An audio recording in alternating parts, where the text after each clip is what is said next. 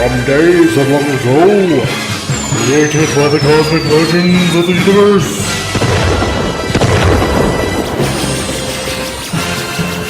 There stands one man, one great man,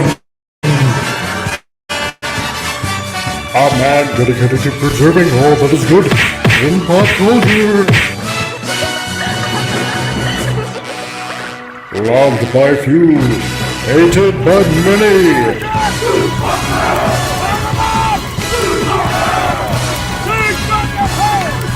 Alone in his fortress of awesomeness, he battles fearlessly against the woke, the evil, the unjust.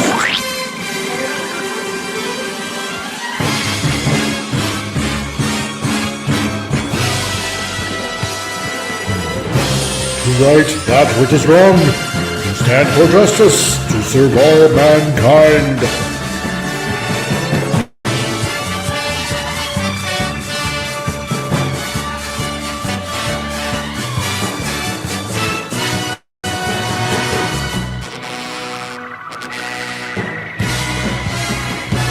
He is the one, the only, the comic relief crusader.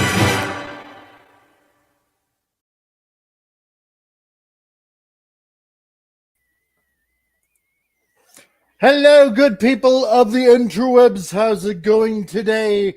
Great to see you. Great that all of you are here today. Welcome to another Titillating Tuesday for all your mirth and merriment needs the way it's supposed to be.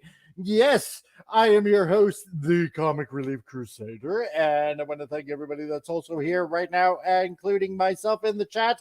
And hello to Pop Culture Republic, who just happens to be on the panel anyway, so I guess that counts too. So, because, hey, why not?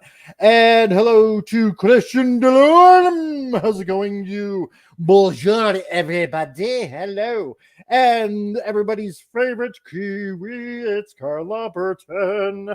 Hi, guys. Can't stay but sharing and liking, and we'll listen for the rerun. That's okay. As long as you tip me, that's fine.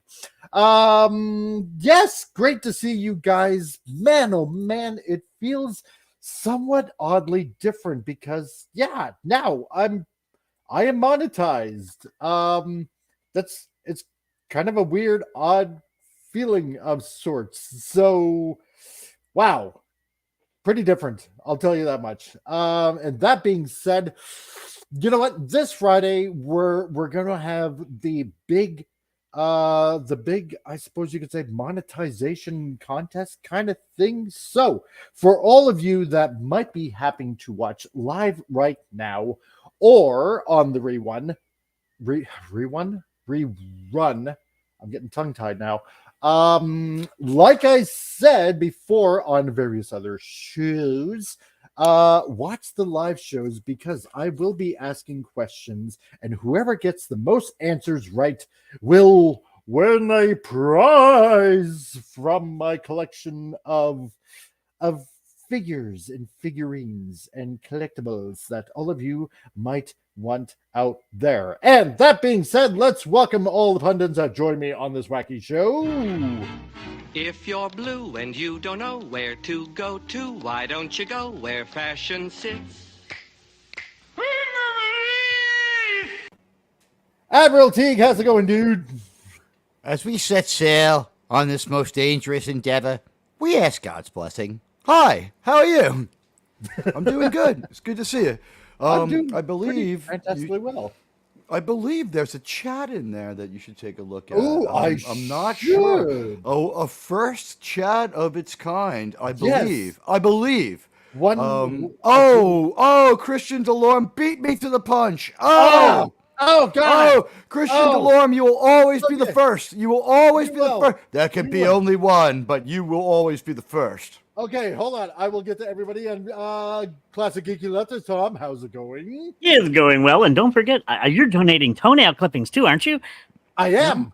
Oh, yay, because then people can clone you and with your DNA from it, and we can donate make more them. of you. Donate them to Brie Larson so she could have 10 toenails. And Pop Culture, how's it going? It was going well up to that point.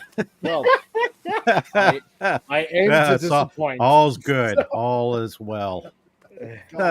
Well, then, that being said, I'm going to show this. Welcome and thank you, Christian Delorme of Look Vinyl at Revival. A $2 super chat. Congratulations on monetization. Thank you, sir. There it is. Really appreciate it. There's my first super chat. It begins. That's awesome. Thank you, Christian. I greatly appreciate that. I'm going to have to remember that for the next, I don't know, a next giveaway or something like that. So everybody in the chat, keep that in mind.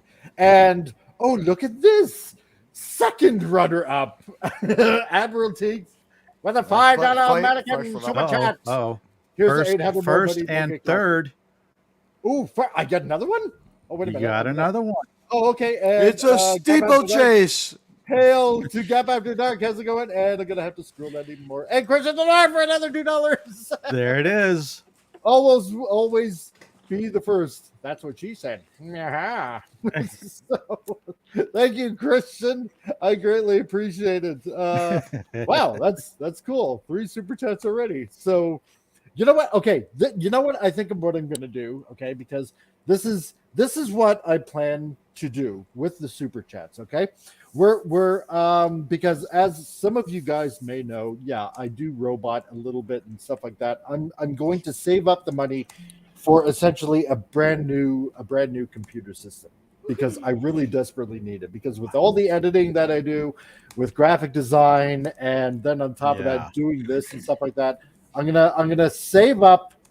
Thanks to you guys, I'm gonna save up and get a new system, so I can produce better things for all of you guys out there.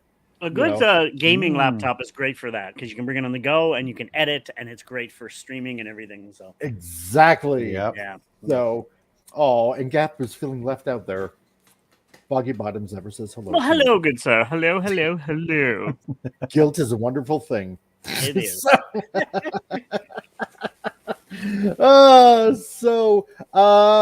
Carla Burton, you're the first US dollar super chat. He is. Admiral T totally 100% is. Yes, you're the first. Your $5 basically equals to about maybe 10 Canadian dollars. Let's put it that way.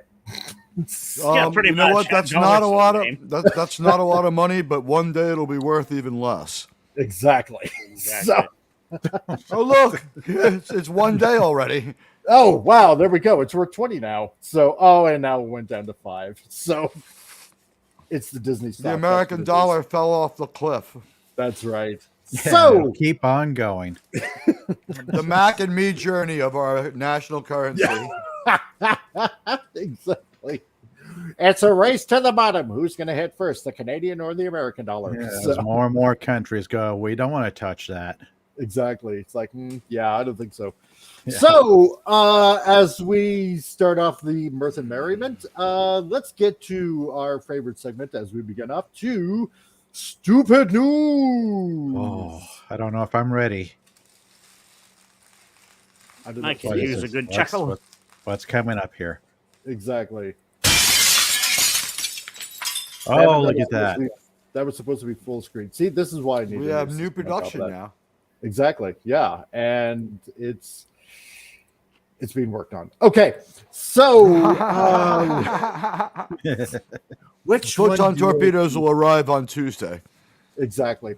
Let's see. This in Stupid News today, because obviously Christmas is coming up. That wonderful, wonderful season. It's that first wonderful time of the year. Time Christmas to rethink is coming. Liza's getting fat. Sorry. Exactly. Time to rethink Christmas as half the country, not Christians, is diversity group. They say many people feel left out and excluded from the celebrations while their own religious or spiritual festival is ignored. No, it's not. I just want to say to these people, in a word of comfort, we accept how you feel and fuck you. It's a fucking non-secular holiday too. It's just America's holiday. It's North America's holiday. And you know what? As a great man once said, Horacio de Coronado, Feliz Navidad. Exactly. And hello, Snortipropus Cuber. Hello, Hey, everybody's Snorty. Hello. everybody's favorite polar bear. So, and to Ray Lacard, no, not rethinking Christmas. Exactly. I will say Christmas. I will not say Happy Holidays. I will not say anything else but happy, Merry Christmas. That's the way it goes. That's the way it is. I tend to use both. Like, maybe I'm overly verbose, but like as we get close to the holiday, and the day, I'm like, hey, Merry Christmas, Happy Holidays. You know what I mean? It just tends to come out like that. Exactly. Because there's several holidays, including those of other faiths. So like. I don't really have a problem as an American saying Happy Holidays, but I say Merry Christmas as well, usually with it. Yeah, there's Happy Kwanzaa, Happy Hanukkah, and I know people of those faiths that will still say Merry Christmas. So, you know what I mean? I'm going to call Kwanzaa a greeting card holiday. I'm going to say that was made up by Hallmark. Oh, yes. Happy Festivus. Yeah, for the rest of us. Right. For the rest Or of as us. I call it, I remember when we used to call Festivus Saturnalia, but you know what? The times are changing. You crazy kids. Ray Lacard, all these snowflakes who are offended by everything. Exactly. Yes, yes. Snortipropus, Christmas is that time of year when I get to hang out with the fishies and let the seals come to them. Then I get the seals. I love Christmas seals. Num num. Exactly. Gab After Dark. Yeah, Karen's Kwanzaa is fake. Exactly. That And let me just fake holiday around Christmas time yes. made up So by a what- racist professor that took showed up around and cherry-picked from 1990. every other holiday in the world. He's like, gee, there's a harvest. People were probably happy. It probably had a name. There's nowhere that says it's not Kwanzaa, and no one said they didn't do it, so I better write down that they did and pretend it happened. I mean, like if you wanna celebrate Kwanzaa, I'm not hating on it, but like know what it is. It's just a day to be happy about. Like, hey, it's Christmas time, and I'm African American or whatever you want to call, or I'm black. I'm an African heritage, but it really is kind of a greeting card holiday, and yeah, like I think even Louis Farrakhan said Merry Christmas. Come on. No, exactly, right? We need more Krampus. Crapmas. Yes. We do. Snortipropus, Saturnalia!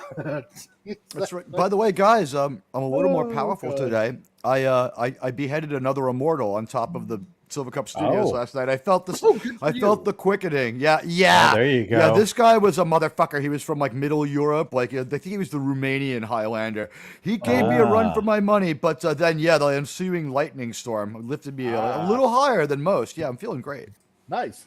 But you know what? The point is, it doesn't matter. Okay, first of all, what let's say religious background or spiritual background you come from or anything like that, Christmas is celebrated around the world. And even if you don't believe in why Christmas is Christmas, which is the celebration of the Lord Jesus Christ that was born in Bethlehem, upon the Christmas star and the three wise men came and all that kind of stuff. Even if you don't believe in that, even if you only peddle the Santa story or anything like that, it doesn't matter because you're still celebrating Christmas. It's not a time like to you're be being joyous left with friends. out. Yeah, it's Yes. time to be joyous with friends and family, and that's really what it is. Also, Good- on top of good- the main meaning. Yes, good cheer Yes. towards all and be good to your Exactly. fellow man, right? So that's And everybody what can it's sit for. around and watch the Peanuts Christmas special. Exactly. Yes. Exactly. There you go, Guys, Gap. Yeah, remember- Christmas is for everyone. Precisely. Gap's a little younger than the rest of us, but I remember when PCR, Mike, and myself went to Bethlehem. I bought gold. Now, Mike, of course, went with frankincense because he's like, I could get a deal on this up where I live. And, of course, Murr always appreciated PCR, bought that. And that's where we met the classic geeky leftist. He was there playing drums for some reason he around was. an He infant. was. And we were like, you're a goddamn idiot. Don't play a drum around a child. He likes the beat. He was rhythm. Come on, he loved it. So. Ray Lacart. You better watch out. You better not cry. You better not pout. I'm telling you why. And let's be honest, Santa Claus is coming to put you in his bag. So we all love the shows. I mean, I watch It's a Wonderful Life every Christmas Eve. You know, can I just say in that all one? the cartoons. I love the cartoons. And hail to John Rendell. Hey there, dude. How's it going? Hi, John. Can I just clear up something? There's a mistake in the popular perception of the movie It's a Wonderful Life. I spent some time addressing this on my show on Sunday night. The hero of It's a Wonderful Life is actually Drew Barrymore's grandfather, Mr. Potter. He has a vision for Potterville, or as some would have it called, Bedford Falls, which makes it a much more fun place to hang out than Bedford Falls. Potterville had nothing but strip bars, topless bars, brothels, pool halls, gambling parlors, clubs. And yeah, well, it was New York. Bedford Falls is supposed to be like Sleepy Hollow, New York. It's supposed to be like, or maybe like Poughkeepsie. It's only supposed to be like an hour north of Manhattan. You know, maybe it's in New Jersey, but it looks like upstate New York is what it's supposed to be, like medium upstate, like Poughkeepsie, Peekskill, where Mel Gibson is from. Yeah. And that's why it's like, Mary, wait, just rob a bank. Mel Gibson is from Australia. No, he's not. Yeah, he's American. Mel Gibson's American. No, he's Australian. No, he's American. But we also have the great claymation ones that we grew up on. So. Mel Gibson is from Peekskill, New York. And I mistakenly brought Frankenstein. Oh, well, that's okay. A lot of great movies for the holiday season. Recently, a few years back, I added for the Terry Pratchett fans out there, I added Hogfather to my Christmas holiday movie watch list. Did you? So that's become kind of a tradition as well. Nice. And technically, Lethal Weapon is a Christmas movie too. Yeah. Yes, it is. That's right, because it took place around Christmas, so you can say that as well. So this in the next stupid news. This from the New York Post, the only newspaper that's fit enough to be toilet paper for everyone. Oh, I read this one. Yep. From the New York Post, Gen Z workers say they should be hired for their personality, not productivity. We set the vibe. So, yes, because if there's anyone I want to hire in any kind of mode of work, it's because of their personality, not because of what they can actually do based on a skill set. Right. So, God. Oh, entitlement. But that depends. Yay. But what happens when their personality turns sour?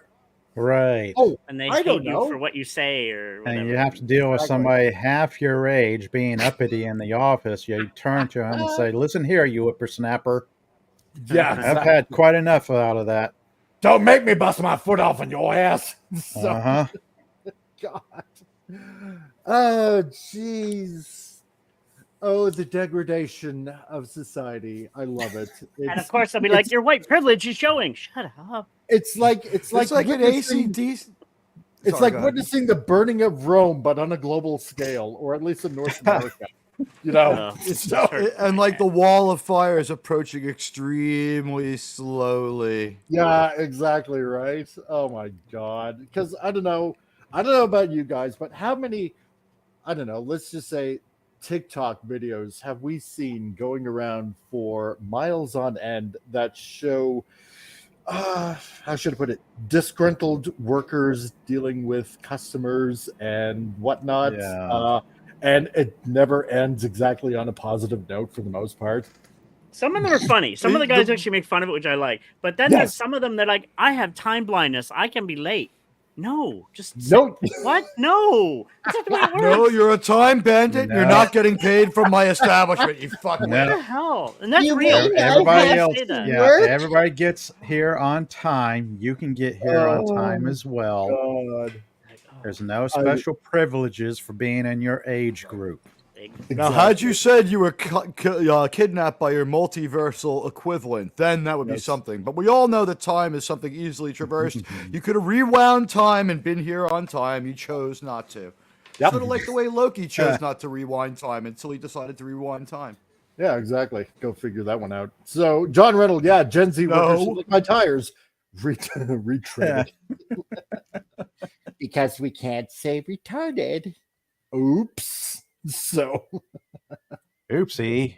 Oh, you say moronic and I say retarded. Yeah, exactly. So yeah, girls, calm down. So oh my god. Okay. Well then that's enough of the stupid news. Oh So my God, it's like an AC/DC song. We're Gen Z, you'll fire us. You know, it's just fucking terrible at every job. And their excuse is that, like, well, it's not my fault that your generation poorly educated me. It's like, motherfucker, you could read. Grab a book. Gab After Dark. Mike, is there a trans Santa? Now that you put that out into the ether. Yes, I'm sure Gap there After will be. Dark, there is a Transa Claus. The trans Santa Claus. There He will be. sees you when you're showering.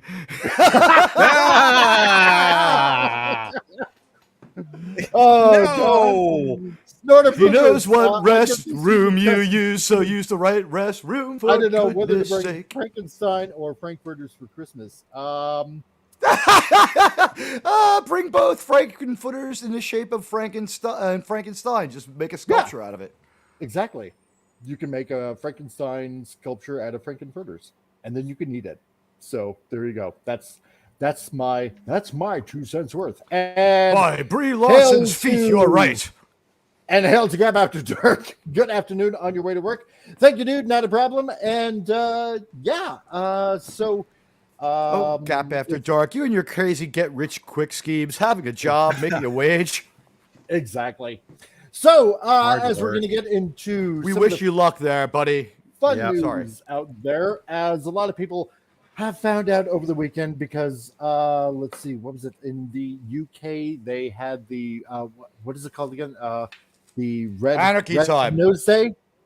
Yeah, the Red Nose Day, celebration kind of thing for helping out disadvantaged kids. I believe that's what I it's thought called. every if I'm day was mistaken. Red Nose Day for the world's drunkest country. Only if you're drunk and you get punched out. So During soccer season. It's what you Arsenal, saying everyone. about my wife? Punch in the nose. Anyway, Hey, Tony, look who's in the so chat. this coming out from Vanity Celebrity Comics. spotting. That's right. Doctor Who showrunner Russell T. this one. Davies claims Davros' original look was associating disability with evil. Yeah, so what? Mox That was Ben. cool. That's Oh, cool. goodness. That's cool. Exactly. I said this is a disabled American. If you're, One second, I'm it's gonna just not a tap big out this- deal. By the way, he's not disabled. He's like extended his life way beyond where it's supposed to go. He is like a really old, what are they called? A Calid? He's a really, really old Calid mutant. He's fucked with his own DNA. He put himself there. Yeah. He should be dead, and that's partially a life support system. So to say he's wheelchair user and disabled, it's like, yeah, a 300-year-old self-preserved pickled, like Keith Richards is going to be this way one day. Are people going to say this shit about him in another like 125 years? Here I was thinking, I was associating evil with evil, but how about Yes. I know. It's And by the way, yes, it is an intellectual disability. It's called maroonity. I am pretty dumb. Exactly. That's my it's an intellectual disability. That's correct. and hail to Dadman Walking. How's it going, dude? Nice to see you here. So Hey, Dad, man. that? Hello. yes, you're right, Snorter Poopus. Teenage Mutant Ninja Calids. Did I get that right? They're from Skeros, but his faction are the Kalids or the Kalids, right? Yeah. Well, Well, there's- Kalids are the race, and then they were mutated into the Daleks. Some of them, Yes. because he has a Yahtzee-like super focused area, so to speak, where he Yes. does untoward medical experiments on the prisoners, and I think like he microwaves or jolts up their brain, and then only the brain goes into a Dalek. So it's kind of like he's made them like the Cylons in the books from Battlestar Galactica 1 Yeah. are the same thing. There's like a Yeah. brain in there, and there's a doubt in the Cylons at least. There's a pecking order. You can move up. Mm-hmm. Exactly. Now he's going after Darth Vader, a disabled war vet. Yeah, exactly. So, and hey, just so everybody that's arriving new in the chat, if you want to leave a super chat for this channel, I would greatly appreciate it, because all funds will go to something new to better improve this channel, just to let you guys know. So, That's right. just Mike's a looking up. Toydarian. The mind tricks don't work on him. Only money. Only the money. So, Fans who turned out how much? How much for the women? $2. Me love you long time. So anyway, fans You who have turned into the girlfriend recent, Vietnam? fans who turned into the recent BBC Children in Need broadcast to catch a glimpse at Doctor Who's upcoming trilogy of the 60th anniversary special that's going to be coming out soon may have noticed that the series will soon be getting a major change to one of its most iconic antagonists, Davros. 60 years of Doctor Who. What's the subtitle? 10 years gone? Yeah, exactly. When was the last time anyone gave a fuck? It's yeah. like, let's make them all into like time traveling pedos. It's like, yeah, okay, great fucking story, guys. Love it, chin balls. Love it. It's great. How can it possibly go wrong? So, Listen, don't call it Doctor Who. Could you please stop calling this Doctor Who? We're not allowed to dead name things on YouTube. We'll get in trouble That's right. for dead naming this About to say, garbage 60 franchise. years of lore flushed down the tubes. exactly. 58 years of Doctor Who, 2 years of Jodie Whittaker was enough to absolutely obliterate it. She exterminated. She doesn't like when people. She doesn't like to be told what. When people, Teague's a bully. I don't like when people tell me what to do. I'm on my own. Because at this point, you know, with the new Doctor being gay, and soon I imagine after that, you know, with another regeneration, he'll be trans. It'll be Doctor What. So that being said, I predict another dream. I predict with sorry. super chat. Thank you very much. Breaking ground for the new milestone to a better future. Thank you, my dude. Huzzah. I really, really appreciate it very much. I shall try to build a better computer for this channel. Not quite. And there was much rejoicing. Yay. Exactly. Yay. I can't wait Hopefully till I you get can love monetized. it. So I deeply look forward to getting monetized so that I can say, you know, when everybody's monetized, no one is. Or, No one will that's be. not what I want it to be. That's not how I want it. No, I want everyone to make a lot of money. So, first introduced into the series canon in 1975 serial Genesis of the Daleks, starring Tom Baker and Elizabeth Sladen, of course, because, you know. And Phil Collins and Peter yes. Gabriel and Mike Rutherford. Well, it's Genesis of the Daleks. You know, I hate when you got to know your lore, Mike, you know. I Come on here know. and talk about that shit. Oh, and don't forget Harry. So, because, you know, he was integral in that episode as well. One of the defining features of the robotic creatures, I wouldn't exactly say robotic creatures because they were more like cyborgs. Sorry, you got wrong, Yeah. but they were basically a mutant blob thing in essentially a mobile. I suppose you can kind of call it a mobile tank. Yeah. Of sorts, you know, their own version of mobile battle armor, enclosure, yeah. survival pod. A deadly salt and pepper shaker. Check out this fucking tank we made you.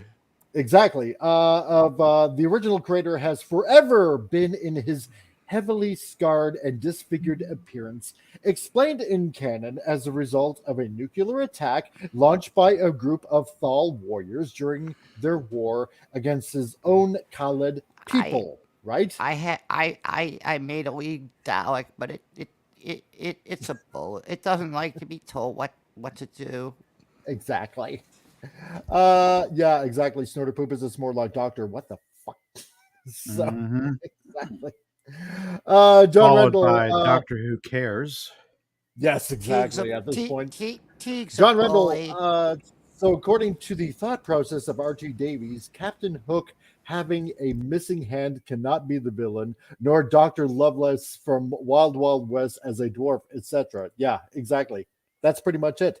Ray Lucard Daleks were Jello blobs. Might remember that. Exactly. That's what they were, right? They were mutants, mutant blob creature things. Mutated. Right? There's like the next step in forced evolution. They went from like a humanoid race to a Jello blob inside the. So you Dalek take shell. the mutant Dalek and you put it in the mobile armor, and then you shake it up, and it's going to be good. So, and Hell Rock on the Brain. Bill Cosby's a bully. He told me he told me what to do. I don't like when people tell me I don't like to be told what to do. Yeah, very good. Very woke. Yeah, now it's not woke if you have a wheelchaired alien. Yeah, very bad. So, but 30th yeah, anniversary of Rain Man, ladies and gentlemen. that's what it was. And this is Davros. This is the Davros that we've all come to know and hate. So, iconic. He's just an iconic villain. I mean, you could almost, in a way, kind of almost barely call him like a supervillain of sorts, right? Creating one of the murderous races in the Doctor Who universe, right? Yeah, so the race that hated everybody else. Exactly. To be fair, that not a lot of people in that universe were all that enviable. We're talking about they also hated the Cybermen who just copied them. I mean, the Cybermen were like, we're a bunch of Jiffy Pop looking motherfuckers. These Daleks though, they got something. Let's try to be it's almost like somebody made cheap fake Daleks to be stand-ins for the Daleks. Yeah. Almost. Oh, that's the Borg. Oh wait, never mind. Oh yeah, that's right. Yeah, a whole different franchise. Exterminate. Yes. Just like Biden, they lower him into a huge vat of CBD at night so he can have any muscle mobility the next day. It's like fucking. It's like 3PO. It's like, that oil bath feels so good after a day of protocoling. So, but in the supplemental episode Destination Scotto, which aired on November 17th, right, this past weekend as a part of the aforementioned BBC charity special, The Villain. Dang, I missed it. You did. Oh, darn. Shame on you, Ethan. So, as once again portrayed by the character's regular revival era actor, Julian Bleach, was depicted without either his injuries or his signature wheelchair. What could possibly go wrong, chat? I don't know. While many fans... You're really just like... they're making the same mistake that we saw Star Wars and Star Trek make, and that's this. Our fans are just like trees that grow in a forest. Like, we could cut down a whole bunch of them and more will just grow back. More will just grow back. And they're like, but you poison the soil. More will grow back. And it's just, this is getting stupid now. I mean, you're going to purge, you've purged your fans. Only people who are very dumb and can't assemble a story watch this with anything but contempt. Am I saying that there aren't people who still watch Doctor who love Doctor who are hating this iteration? Yeah. Just like I still watch Star Trek, even though I absolutely hate its current iteration, I think it's terrible. It is. And I'm at that point too, right? I'm at the point where I'm just essentially, hate watching it and seeing how much further it can go down the tube. I gave up years ago. Yeah, I gave up as well. Yeah, Tom Baker was the best, in my opinion. That's what I grew up with. So, yep. Tom Baker was my doctor as well. Yep. Exactly. Same here. Will always be my doctor, and then followed shortly by, I would put John Pertwee as my third favorite. I was about to say John Pertwee, because after Baker, I started watching a little bit more of Pertwee, thinking, okay, this guy's pretty cool as well. But Patrick Troughton would be my second favorite. Yeah. Okay. Yeah. Only because something about that shaggy coat that occasionally he would wear. And then, he would always be like in this kind of panicky mood at times. And I just thought, this is very different, than the always confident doctor. Let's put it that way. So that, and I liked, Jamie and oh God, Zoe. I thought she was cute. Yeah. So while many fans speculated that this look at the pre-nuclear attack Davros was merely a brief Easter egg allowed by the episodes taking place at an earlier point in the universe's timeline, current and returning showrunner Russell T. Davies later revealed that, in defiance to modern sensibilities, it was actually a preview of the villain's new and permanent canon appearance. So this is this is going to be the new canon Davros, right? Not in the wheelchair anymore. Okay, he's gonna look like SS Trooper from India. What? Davros. Yes. He's fucking sniper wolf Devros 2211. Like, what the fuck is this game? This is a gamer tag, not a character. What is up with that horse shit? That is horse shit. Yeah, honestly, this new cannon. So you know, like we made a bad guy so effective in Davros that like he was iconic, and nobody since the age of the ancient Greeks has associated physical ailments with being evil. That's in the story of 300 in Thermopylae. Remember that ugly guy who helps her? He's like, I want a uniform. And they're like, we'll give you an orgy over on the Persian side. And it's like, all right, orgy's better. They're like, that's the kind of thing that they're alluding to with this. They think that they've rewound our cultural sensitivity 4,000 years, and they project that on us, that we are not as reasonable or as smart as the half-naked sister fucking ancient fucking Mycenaeans who went to a fucking like they had drama and plays and culture, and it was better than this shit. But they're presuming that we are less reasonable than people who went to see, like, you know, we got to see this new play. It's called The Iliad. Mike, have you heard about it? Have you heard about The Iliad? It's man, I want to try. What a set of cans, man. John Rendell, more like a weeble. It's Raquel Welch. He won't trip down the stairs at the airplane. That's right. Angelina Jolie is playing her this season. Remember that before the Peloponnesian War when we went to see that together, guys? That was a fun time. Right. So, hilarious. Yeah, Song of Iron. Always accept the funny from Tom Baker's Snorter Poopus. Yeah, good old Trouton, the Scarecrow. Exactly right. Rocco the Brave started on reruns with John Pertwee, and then the David Tennant era. Yeah, you know what? And I like David Tennant. You know, for the newer Doctors, I didn't mind whatsoever. So John Rendell, canon appearance as in standing in front of one as the fuse is lit. Yes. Yeah. It is. Yeah. This looks like the guy who tried to kill Davros, doesn't it? Yeah. Like, It does. In that really great on the episode. glasses. It looks like the guy who's just like, you know what? Like, we may be like istophobic, like absolutely murderous Yahtzees who do every bad thing. We may have a super focus area, but we may have a young George Takei in captivity, and worse. We may be doing terrible things. We may be sending guys with muskets up against lasers, but this robot thing is one step too far. Fuck you, Davros. And he tries to kill him, and he's one of the first people to be killed by a Dalek. That's who that guy, Niter. That was the character's name. Holy shit! I can't believe it. It's like a poetry. It comes back to you. Exactly. So we had long conversations about bringing Davros back because he's a fantastic character. Well, I mean, that is true. He was a fantastic character. Exactly. Explained Davies during a post-premiere episode of the behind-the-scenes show Doctor Who Unleashed. Time and society and culture and taste have moved on. No. I would argue about that. No, they haven't really. And there's a reason why, because classic characters are classic for a reason, and they're popular for a reason. And there's a problem with the old Davros. He's a wheelchair user who is evil. I have problems with that. Once you go to a wheelchair. A lot of us on the production team did too, associating disability with evil. Trust me, there's a very long tradition of this. No, Frank. No. Hey guys, do you remember how in American history Franklin Delano Roosevelt was absolutely evil until he ended up in that wheelchair, and then boom, he couldn't be mean anymore because he was disabled.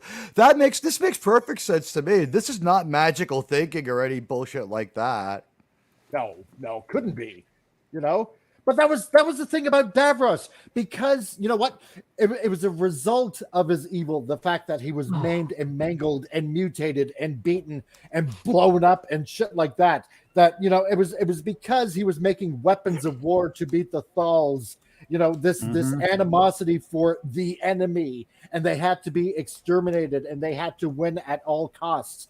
It was a mania that basically rotted his scabby little mind, that turned him into this twisted evil character in which he becomes iconically famous for. right? It wasn't because, he had a disability and that's why he was evil. No, that's bullcrap. It was because he had nothing but death and destruction on his mind, coupled with the fact that he was nearly incinerated and, horribly mutated, losing parts of his limbs. I mean, the third eye did that to himself. He did it to himself. That he had a third eye implanted. Exactly. That was a choice. That was a choice.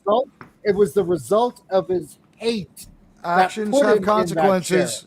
What would you have had happen to him? Grow angel wings in a fucking halo? The guy is playing God and trying to destroy completely another faction on his own planet. I mean, there'll still be Caitlin's left, but he's going to exterminate a bunch of them unless they let him tell him what to do, because Davos is a bully. Let's bring in. Is a bully. I'm going to bring in a good comparison here. Okay, go ahead, Tom. Yeah, we got a good comparison. Let's see. A little character named Annie who was mentally abused, and then his whole body got damaged. Then he'd end up living on in a breather for the rest of his days. Yes. I wonder why he was evil. Yeah. Can't imagine why. That was a black sense of self-entitlement, maybe. I don't know. And for all intents and purposes, until the end of the middle of the second movie, it's a black guy to the audience's perception. Yeah. I mean, the voice we know is a very famous black actor, James Tiberius Jones. Yeah. Yep. So he goes on, not blaming people in the past at all, but the world changes. And when the world changes, Doctor Who, here we go, Doctor Who has to change as well. So we made the choice to bring Davros back without the facial scarring and without the wheelchair or his support unit, which functions as a wheelchair. Yes, we have to change with the times. We have to change with the times so we can adopt things to current sensibilities. Because remember, this new Doctor Who is going to be a soft reboot, remember? Right. So everything. The new Doctor Who is a weirdo who's not for everybody at all. This is like, all right, people, we had a good little story with an evil bad guy, but we can only go as fast as the slowest ship. So since some people were too stupid to get the idea that it was supposed to be a fucking evil bad guy of almost cartoonish proportions and had to make it like it's no one thinks this is the real fucking world. No one thinks you can travel time in a telephone booth. Yep. It's ridiculous. It is so ridiculous at this point. My England, God. what the hell happened to you? You gave us the Sex Pistols and God Save the Queen and Anarchy, and now you're giving us this fucking horse shit. And he's not even halfway there. He doesn't have like a half a Vader rig, like a respirator, nothing. He's not fucked up at all. So he's done absolutely horrible things beyond Schindler's List stuff. And he's fine. Okay, that's their new message. The actions don't have consequences. Davros paid for what he did in his own lifetime. I mean, did he get away with it? There could be no justice for the kind of things Davros did or the kind of things that we saw done by the people he was based on. Yep. Snorted Poopers, wasn't Davros evil before he was scarred and stuffed in a chair? Yeah, he was. Yes, that's how he got that way. He was trying to mutate all his people and put them in the Dalek thing. Unit. The Dalek unit. He wanted to do that to all the people on his planet. Yeah, because at the end, that's right. He wipes out his own faction too if you're not willing to be Dalekified. Yeah, exactly. Because if you remember back in the Genesis of the Daleks, he was the chief scientist of the Khalid race, right? Yep. And he made all the weapons, everything about, exterminating and killing and whatnot. So, and like I said before, Snorter Poopus, when you get into that frame of mind, right, then it's like a worm, it's like a brain worm, and it just seeps right in, and you find more new ways to kill and destroy and exterminate and whatnot. So he was, I would say he was definitely evil before he got scarred in that chair, because it's no different then it's no different than what the Yahtzees did. Let's put it that way, because when it was supposed to be a direct analogy. This was not a loose analogy. This was absolutely. They wore their uniforms with a little bit of a different change. Yeah. Look at the uniforms.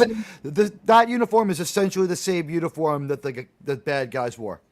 Let's put it this way: if you're the leader of a country or a race of people or anything like that, and you have it out for, let's say, another demographic of people and whatnot, and if you loosen the proverbial chain on the leash of your soldiers and your commanders and whatnot, then that morality is gone very shortly. Yeah. And then, this is something humanity starts to discover, well, new and more evil ways to torture and to delete other people and whatnot. And you know what the problem is, Mike? The modern audiences, they had to fix this for modern audiences, because the idea here is that Davros is something a modern audience can't understand. He's a scientist. He's a scientist who has a genetic formula that he wants to put into all of his people. A lot of them think it's going to change them forever. They have no choice about it. They won't let him talk about it, and you just have to do it, or be like shunned or whatever, and have your DNA changed or whatever it is, or consider the possibility your DNA may be changed by what some regard as a madman in a time where there was a crisis of some sort and the government would overreach. That is something that modern audiences would have no familiarity with. You see where I'm going with this, right? Like very carefully going. Yeah. A mad scientist with his own agenda at the center of a secret conspiracy, whether it be real or not in this world. That's something we have heard spoken. Rocco the Brave. Let's hope so. Let's hope that there's enough fan rage about this that they go back to the way things were. I doubt it, but you never know, right? Bone Booth. Has anyone seen a Bone Booth lately? No, I haven't. So let's see. Rock of the Babe. Also, Peter Capaldi's doctor could have saved everyone by deleting him as a kid, but let him live knowing who he becomes. Hate that doctor's stories. Yeah, it could have been worse, right, though? Think about how they're going to go after the people who want Davros back. They're like, bring back the chair, bring back the chair. And on the news, it's like hundreds of evil Doctor Who istophobes calling for capital punishment. Yep. We know how the media will take that story. At this point in the game, porta potties would be a better disguise than itself.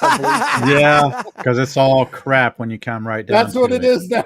So, and have the Time Lords look exactly like George Michael and be like, "Would you like to come inside with me? Exactly. I'll give you a hand."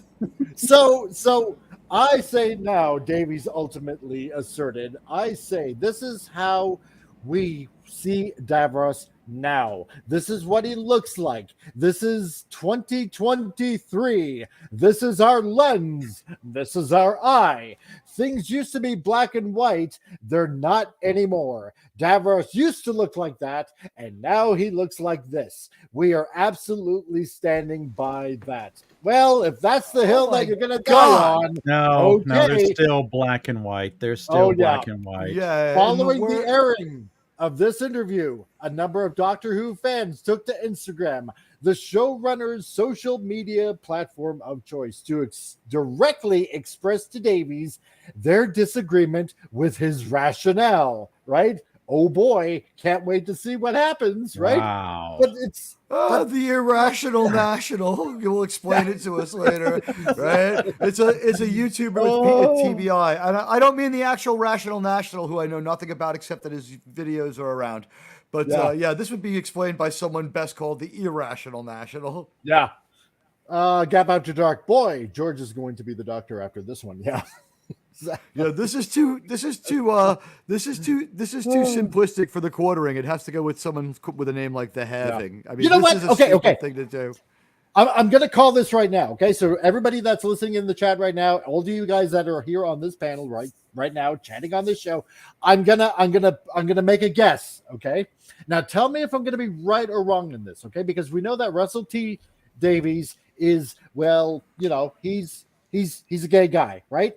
Nothing wrong with that, because when he came back in 2005 with the new series, right? There was a few things that he led in. No, when you say when he came.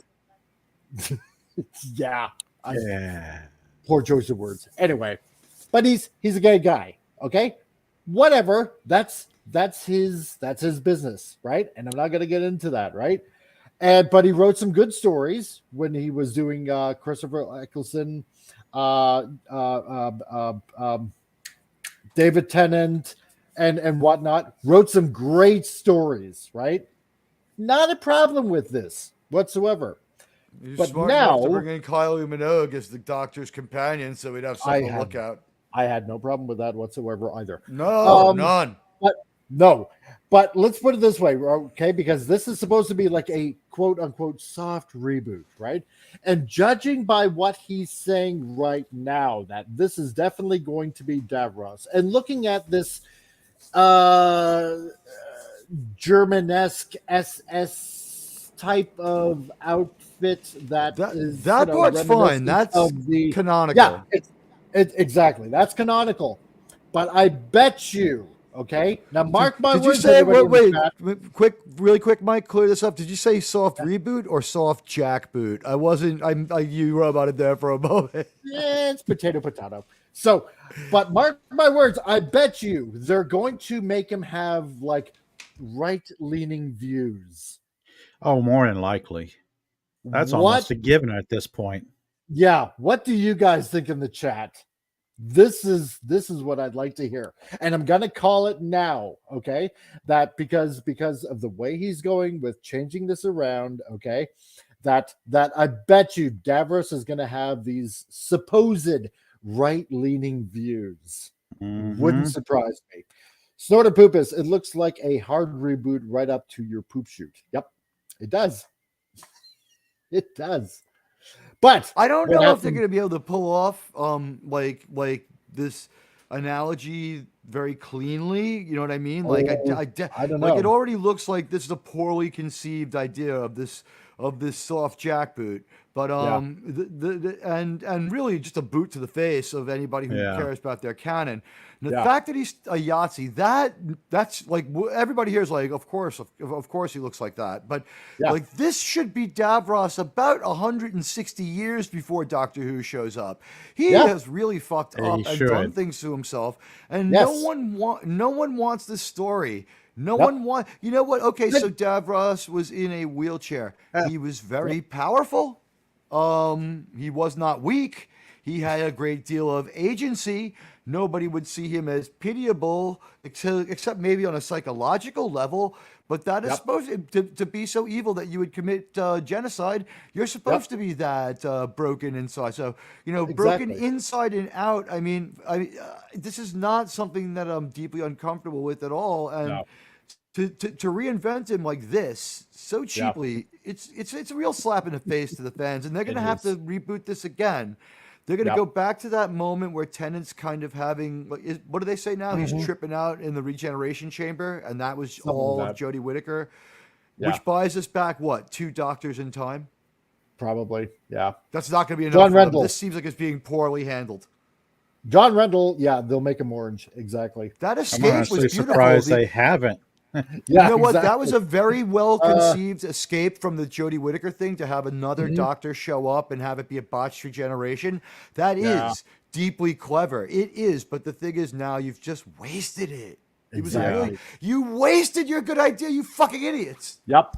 Snorter Poopus Cuber, my Daleks are going to be huge. The hugest Daleks ever. They're going to be humongous. And they're going to be big order to the galaxy.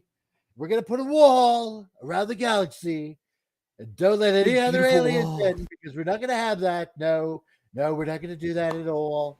So we're going to vent every other alien from every other galaxy coming in. That's the way it's going to be. Why does your Trump sound like Cartman? I don't know. I'm mixing it up. You started out like Trump. You were doing all right. And then all of a sudden, you drifted into Cartman. I just had some phlegm. So that's what it was. Now, with that being said, quickly, on the look of the trope, let's be honest, we can't say what he looks like, but I'll use a better reference that you can easily say. He looks like the Hellgast. If anybody's ever played the game Killzone, that's what he looks like. He actually, my God, you're right. Yeah, he looks like the Wow. Hellgast. It's like, He does. I love that series. A good series, but and where they were love taken you. after. But yeah, he looks like a Hellgast. Oh God, he looks like he just had this massive constipation shite. Oh, Tony's got to go cock in. I mean, So- okay, Tony, thank you very much for jumping on we'll by. see you later, buddy. Yeah. Tony's And- links in the chat, guys. Please subscribe Right. to our pal Stark of Iron. And Tony, thank you very much for the super chat. I really, really appreciate it, dude. Very much. Thank you very much. I appreciate it, man. And have fun at work, or at least try to. So, however, rather than ignore or engage in good faith, for those who disagreed with the argument, Davies chose to meet a pair of them with flippant mockery. One user, Roby Gardner, argued Davros isn't a wheelchair user. He's a partially mutated Khaled in a life support system. Oh my God! Halfway These people between fucking Khaled read my and mind. Khaled. Yeah. Like, I was perfectly fine seeing Davros pre-accident. I think a lot of fans have wanted to see this for some time, but to insist that this is for better representation of disabled people is just utterly bizarre. If we're now going to pretend, as you suggest, Davros was never in a chair or he just got better, well, that undermines one of the greatest villains who ever created. In turn, every single person in Germany and Japan thought that wheelchair-bound Franklin Delano Roosevelt was evil. So this is a fucking 95-year-old out-of-date fucking idea that losers had. Losers in had this turn, idea. Russell T. Davies says, tough. Wow. Wow. Damn. You have two first names. Well, you're dangerously close to having two first names, sir. But you also hedge up on having two last names, which means that we don't know how to trust you. So I say to you, do not write this show. Please hire someone qualified and just pay them something. You don't know what you're doing. No, just let them run with it. Let them run with it. Run it into the ground, and when it loses all viewership or enough viewership to keep it afloat, they'll find out what's going to happen to every other franchise. Are you saying that we should let Doctor Who be the woke rope-a-dope experiment where we see one franchise destroyed so completely that other people are just like, we have to stop doing this to Star Trek / Star Wars / MCU? Is that at some point people would learn their lesson, right? I don't think so. we You're can. kind of I like don't know. We're so far in, they like, just don't want to. So it's kind of like they're you're taking so far charge in, of, they can't turn around. Exactly. So you're taking charge of the mutinous ship, and you're like, we're going to beat one sailor and hang one officer to send a message. That's the outlook here. I agree. Yeah, that's pretty much it. I agree. Gap After Dark. From Mike, little known fact, Bigfoot bought cranberries to the first Thanksgiving.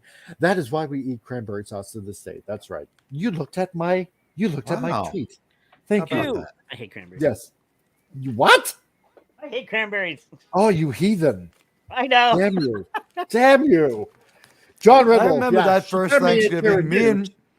I got that first Thanksgiving. I was 13 years old. My much older friend, Joe Biden, was watching me. He's president now. But we spent that first Thanksgiving together back in 1665. Lovely. He was cool. He bagged a turkey from like 300 yards, bro. But this is just, man, this is just filled with hubris right here. To just say, essentially, no, you know what this is? This is essentially this, right? It's like, this series now is mine, and I'm going to do whatever the hell I want with it and give the middle finger to the entire fandom of 60 years now and say, screw you guys. You know what this reminds me of? This reminds me of a quote from, I want to say Taika Waititi, where he says famously, "I'll ruin your mythos in a minute, baby." Yep. You know who else was filled with hubris? You know who else was filled with hubris? Yes.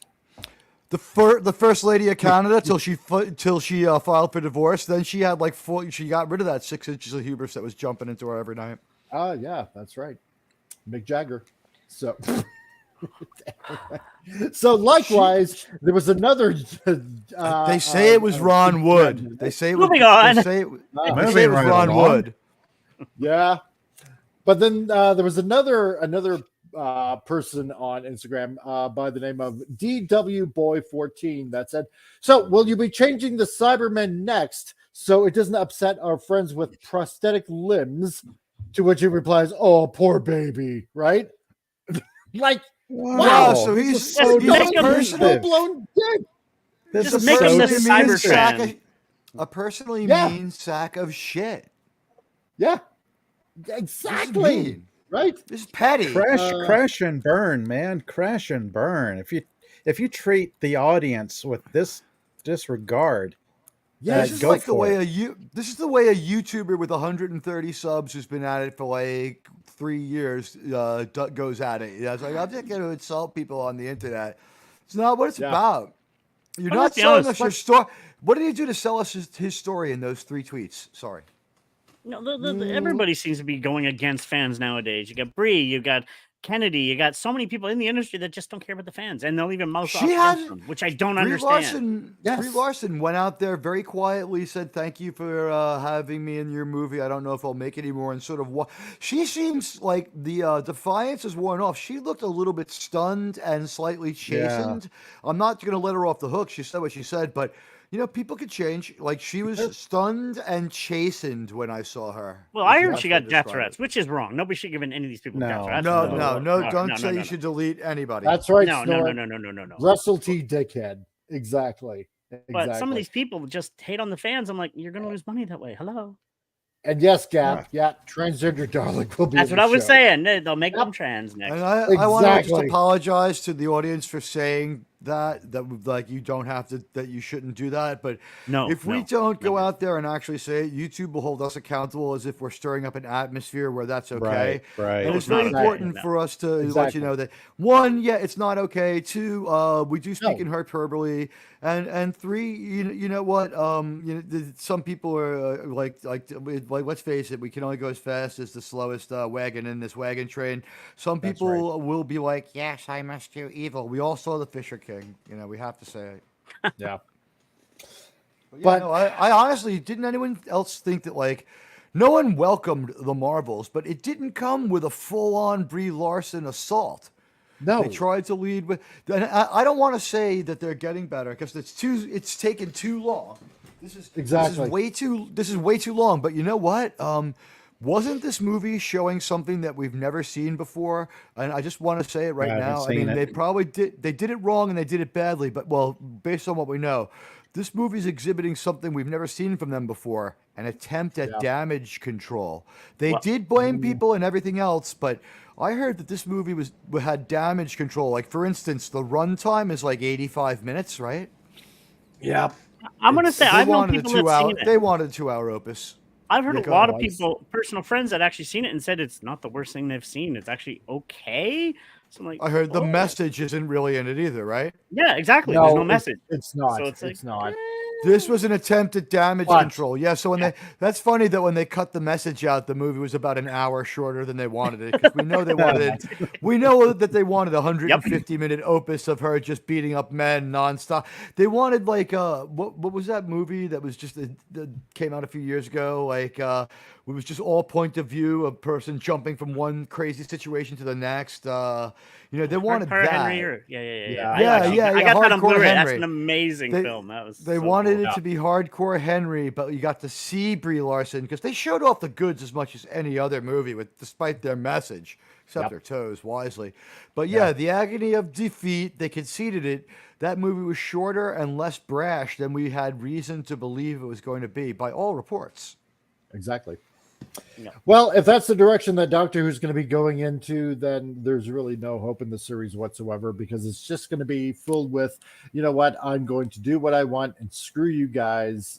You don't matter. That's put what a chick in it, make it gay, make it gay, make it gay.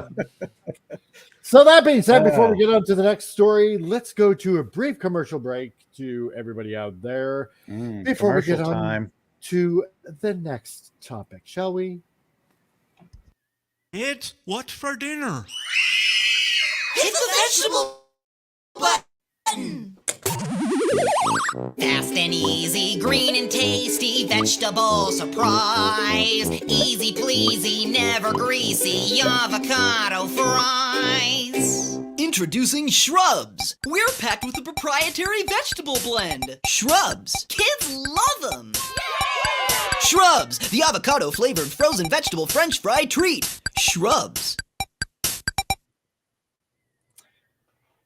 That's right, folks. Get your shrubs out there at Omega Marts because everybody knows meat is evil and you need your daily dose of veggies. So that's Shrubs.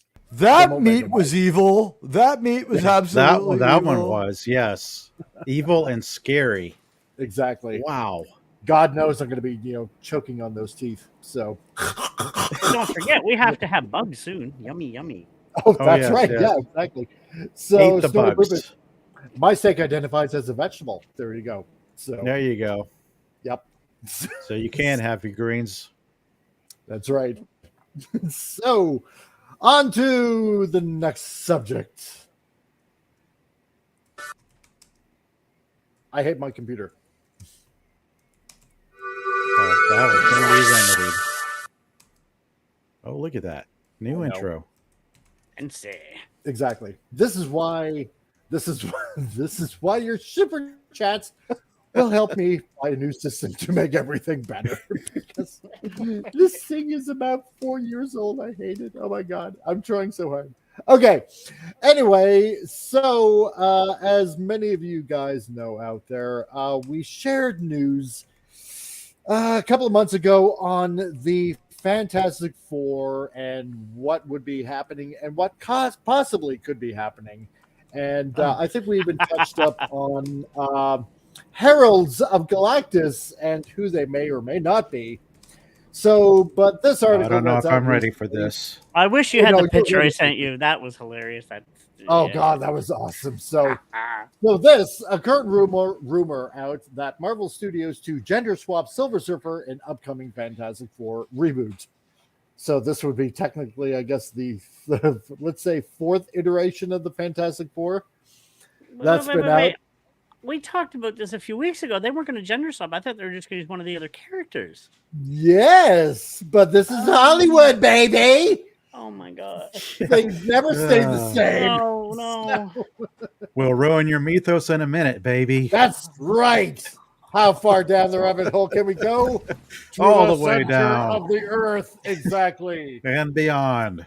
Yep, to the crap hill and beyond. Reset the clock.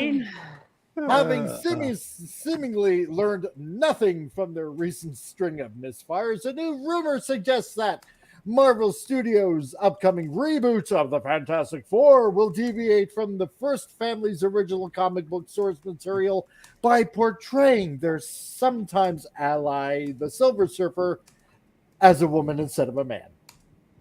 So that's right. It looks like they might not have Norrin Rad as a dude, but as a full-on babe. So instead of Norrin Rad, maybe Noranita Rad or Nora Rad. Nora Rad or Nora Bland. I don't know. There's so many names you can come up with that. So because it won't be rad whatsoever. The Silver Surfer. Nora Bad. Nora Bad. Yeah. Oh God! Great comment by Snorta Poopus there. Silver Surfette. Silver Surfette. Oh, that's. God. I like that Silver Surfette. That's a good one. That is pretty good. That everyone's gonna be blue that they're getting this terrible Silver Surfer iteration. Exactly. Oh Jesus! Why God? Why? I'm actually cheering them on. I want them to go full tilt boogie. I'm going to cheer them on. Oh God, you got to do it. Be at a safe distance, watch it all burn to the ground. It's like, everybody feels the same way about the MCU as I do about being a fan of the New York Jets. I'm like, if they have a terrible season, we'll get a good draft pick. It'll be over. They'll fire the coach. Maybe things will get better. Yes. Yeah. Rocco the Brave. Meanwhile, the problem is the owner. Not by space shark. I used to feel that among Montreal Canadians. Anyway, yeah. Yes. So yeah, got great. the At least have a good Fantastic jersey. Four at the car wash and hair salon. There we go. So that being said, word of Marvel's inability to kick off their addition to identity politics was first raised to the public by noted entertainment reporter Jeff Snyder during the November 9th episode of his and film critic John Roche's The Hot Mike podcast. So, and of course, because I don't want to get demonetized at this point, and to which I'm going to say, if you want to support this channel, then hit me up with a little bit of a super chat because I would really appreciate it. Relaying information to this co-host originally provided to him by his own insider sources, Snyder asserted, Galactus is going to be part of the Fantastic Four. The idea is that one of his four heralds is going to be female. I've heard that the Silver Surfer is going to be female. To which Snyder would later reiterate his point, or this point, on November 15th, made by his personal website, The InSnyder. I see what you did there. Once again, informing his readers, and yes, you can expect to see a female Silver Surfer, as I noted on last week's Hot Mike podcast. So, now, here's the thing that I want people to remember, okay? Because we touched up on this before, and he's saying the idea is that here's the watchwords. One of his four heralds, okay, is going to be female, right? Now, the one female herald that I'm most familiar with that was created when John Byrne was penciling the comics of Fantastic Four back in the early 80s was Nova. Harold Ramos. Yeah. No? Yeah, Nova. That was the one that were rumored to be there. Is Nova. I would have been okay exactly.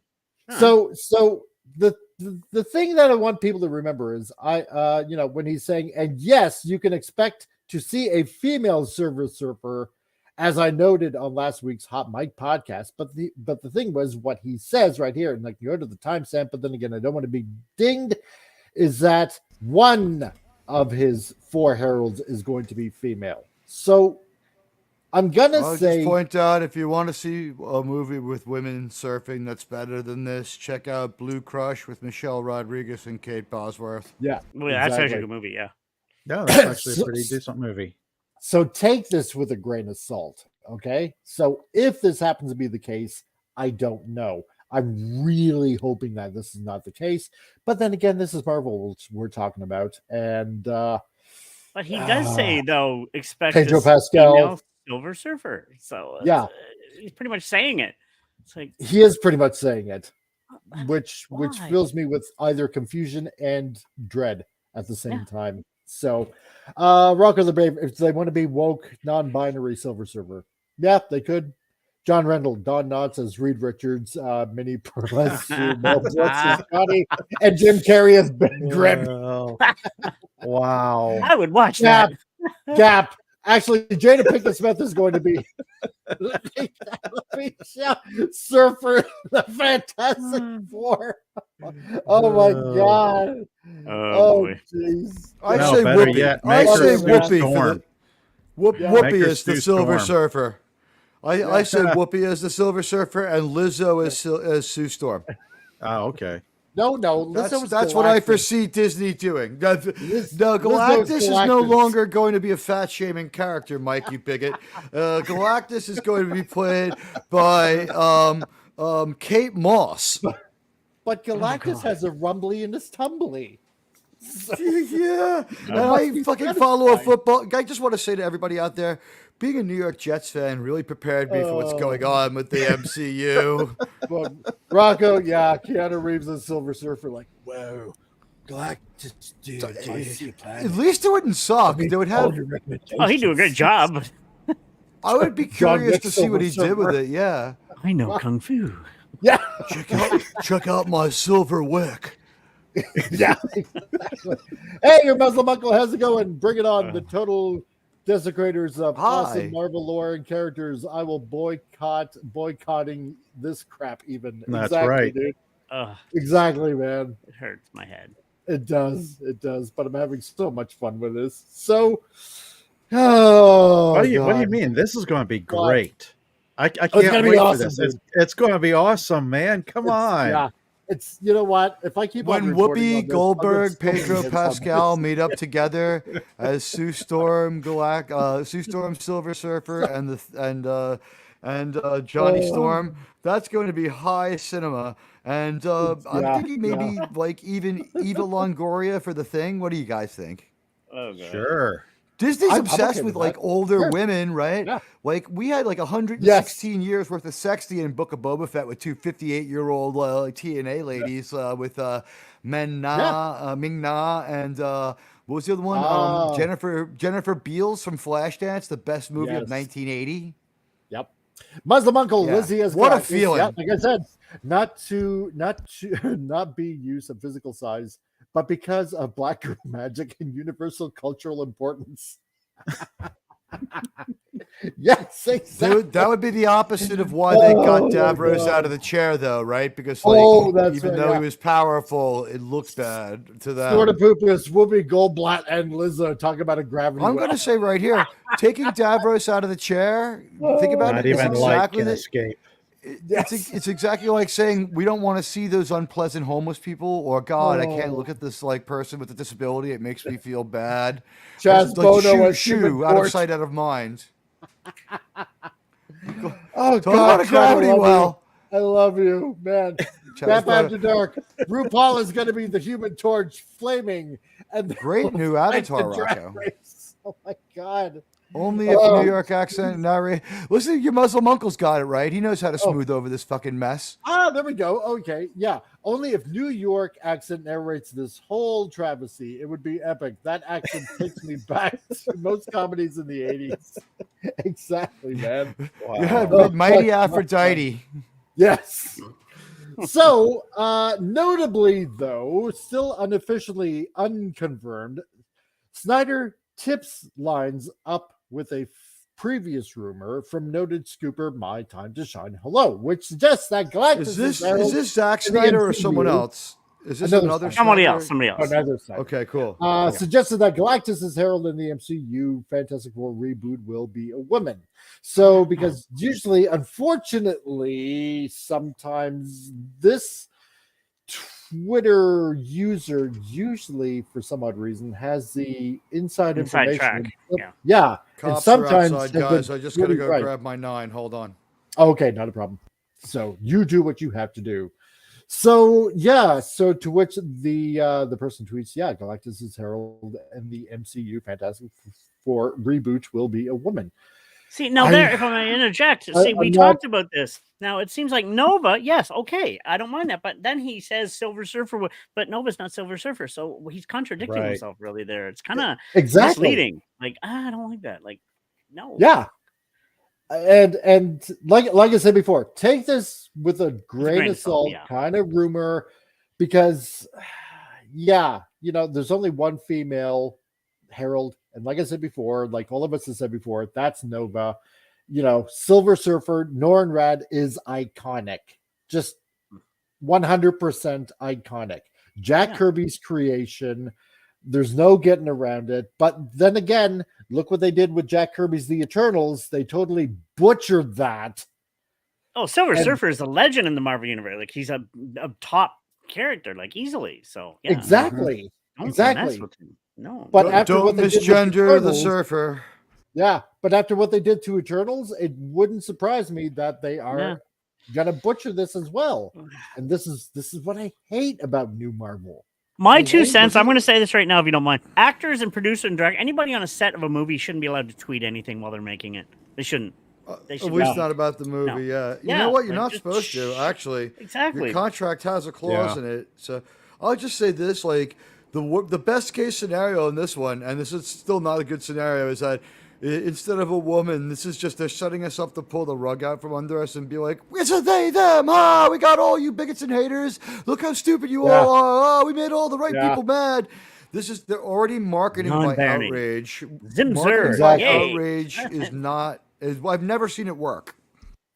Yep, your Muslim uncle. No, you look at that freaking abortion. That was the Eternals. I like my eyes. No, exactly. That was horrible. It was disgusting. I hated that movie. Pretty bad. Have to. I like the Sentinel or whatever. The movie Celestial. Yeah, that was awesome. Celestial. That was the only That was awesome cool. part about that. They addressed Other than that, that, it was a bag of flaming dog shit. That movie. I saw something about the Celestial, the thing that's stuck in the ocean, right?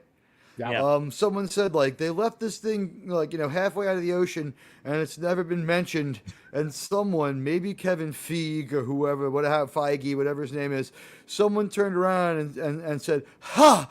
You people don't pay attention to the shows. You have no right to criticize because if you watch She-Hulk episode 4 in the background while she's pounding down booze for the millionth time, you could see it on the news behind her that they know it's there."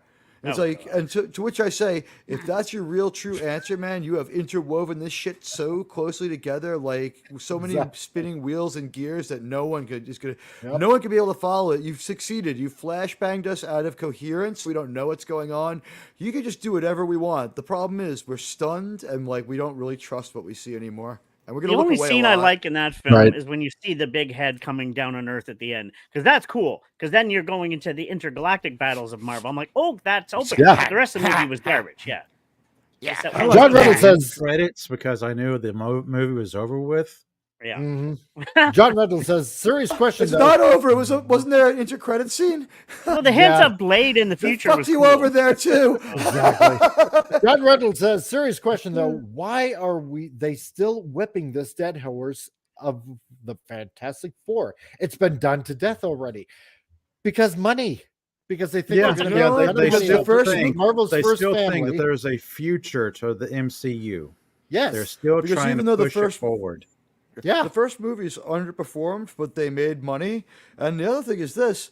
The first movies, were the expectation for superhero movies was a little different. It was actually a little higher than it is now, or it would be regarded as a kid's kind of superhero movie.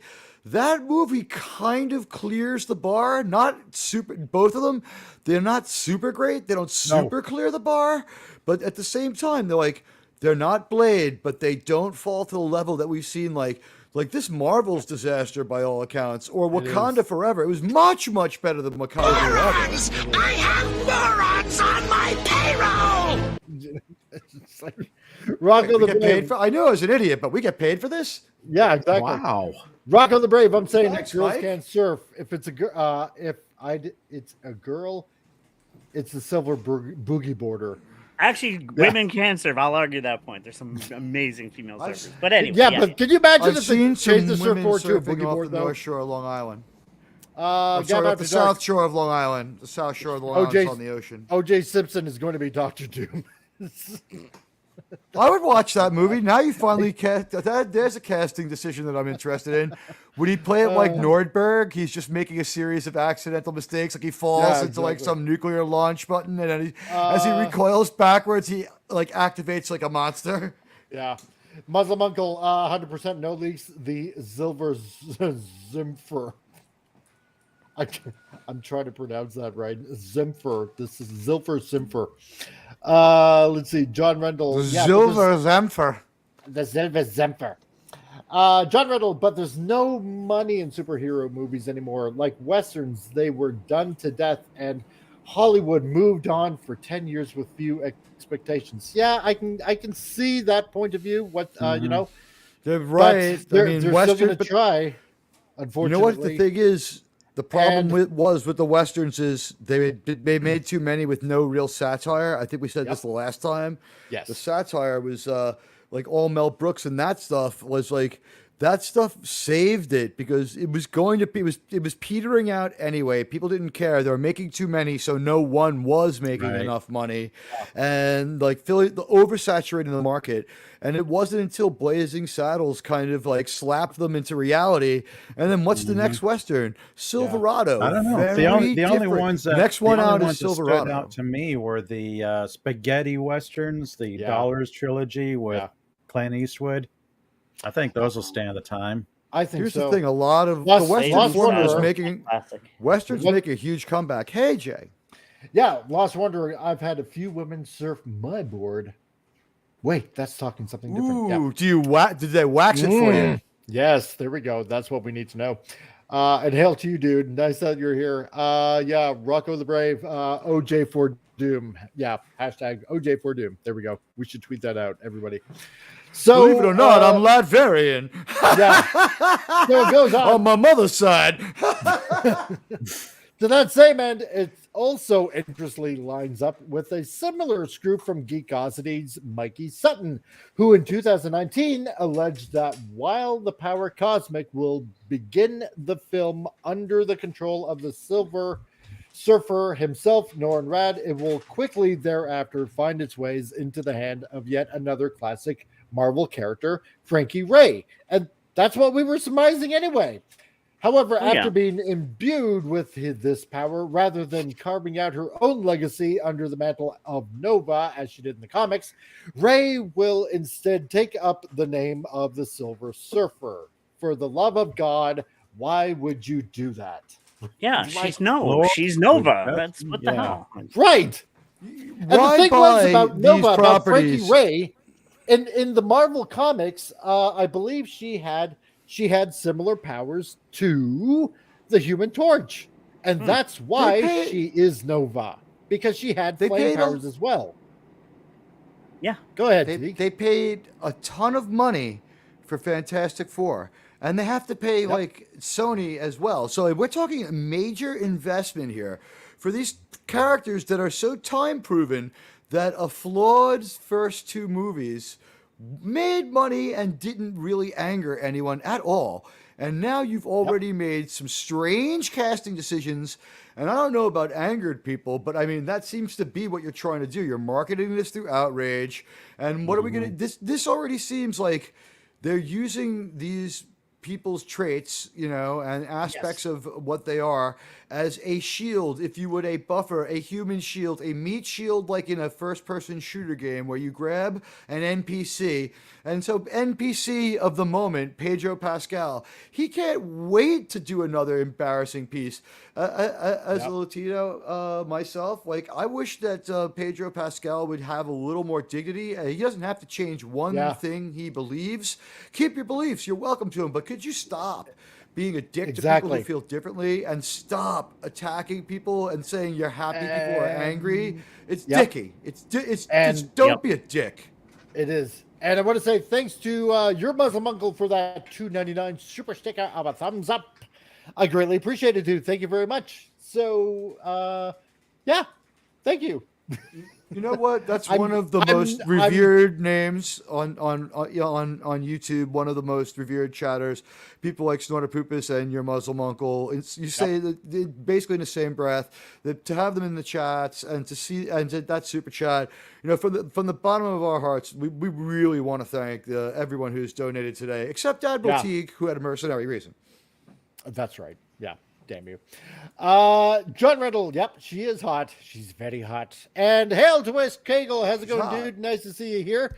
Popping in to say, what's up? So, how's it going, man? Greatly appreciated.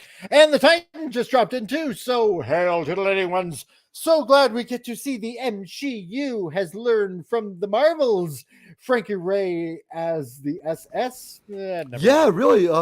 This seems like they're like ready to train wreck this one too. This is like, when was the last time you heard this kind of bad news so far out from a movie? Indiana Jones and the Dial of Destiny. This sounds like a fucking disaster. Oh, this seems worse than that. Even just there's nothing good from this so far that I've heard. Not one thing. That's right. We made a 2-hour meme, sir. What are you saying? Like it's basically a 2-hour GIF, sir. No one wanted to play Reed. No one wanted to produce this thing. They've lost so many people. It's like nobody wants to. Right. I mean, from the early rumors of the story treatment that made it centered around Sue Storm and treated Reed Richards as an idiot. You know what? Although I will say here's a good theory. First of all, here's a good theory. Now, if Pedro Pascal is going to stick as Reed Richards, that's the rumor. Does that only means that he is so willing to be cucked on film? I was just going to say that. Yes, I'm tired of it. Yes, I'm tired of it. Let's remember, he showed up on a few red carpets wearing like almost like his wife's clothes. Like, like some real femmy outfits and real weird. Did he show up wearing like floral print baggy pants and stuff like he's just a strange guy. I don't keep up. He was like with right him. in there. He probably fought to be Ken. He's like, please, I want to I want to pick up the mantle of Harrison Ford and undermine and destroy masculinity in my late career as I pass over 50 to play a 26-year-old guy. Yeah, exactly. So, Johnny Storm has fallen for a new girl, a gorgeous redhead named Frankie Ray, wrote Sutton of the heroine's supposed appearance in a now deleted Facebook post. Oh, really? One of the priorities for Marvel Studios when they debut the Fantastic Four into the MCU is to flesh out the characters in ways that Fox didn't do. And there are several decades of comic books that Marvel Studios will pull from. They're thinking of building up Frankie Ray as Johnny's dream girl, his Mary Jane, if you will. The Fantastic Four is still in early development, but Ray is on their radar. He added, after the Silver Surfer is introduced as the Herald of Galactus, it is the job that Norrin Rad doesn't have for long. But who will take his place? And there lies the tragedy of Johnny's love for Frankie as she becomes Galactus's new herald, just like she did in John Byron's classic 80s Fantastic Four comic. Ray appeared in Fantastic Four Rise of the Silver Surfer, when Fox owned it, but Marvel Studios wants to make her soar as a cosmic power, one that could provide a challenge even for Captain Marvel. Just real quick, Gap After Dark, no, everybody is equally amazing. I love all of you guys the same. Wes Cagle, Snortapoopus, and John, everyone out there, Rocco. I didn't mean to single anyone out. It's just that I meant to single some people out because what I really wanted to do is praise the people who gave to my friend Mike here on like basically his first monetized stream. So if anyone feels as though I was too jubilant in my praise of the people who gave to Mike, it's just because I'm really happy for him. I did not mean any slight on anyone else. Everybody is totally cool, and we're the only schmuck is me for wording it wrong. Okay, I will own that accidental. I didn't take it wrong at all. I thought you were poorly.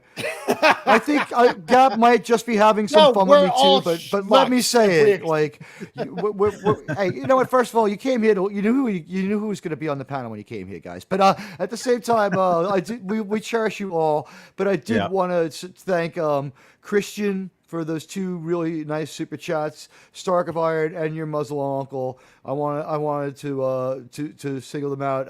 I did add some other people into it in a failed attempt at inclusivity, but that's what happens when you try to be inclusive on the fly. You need a plan for this stuff for it to go right, or it'll just blow up in your face. So I'm sorry to anybody offended. I love you all. All I got to say is, Gap, thank you for putting him in the hot seat. A Lost Wanderer's got it. Yeah.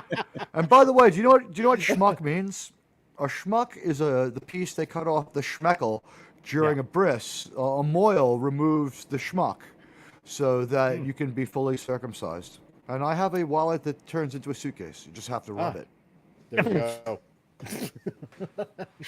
All right. The Titan says several decades of source material that Disney will ignore and flush down the toilet. That's true. As per their standard procedure. Exactly, dude. Precisely. Source material? What's that? We don't know what source material. Lore? Canon? Get out of here. I can't read.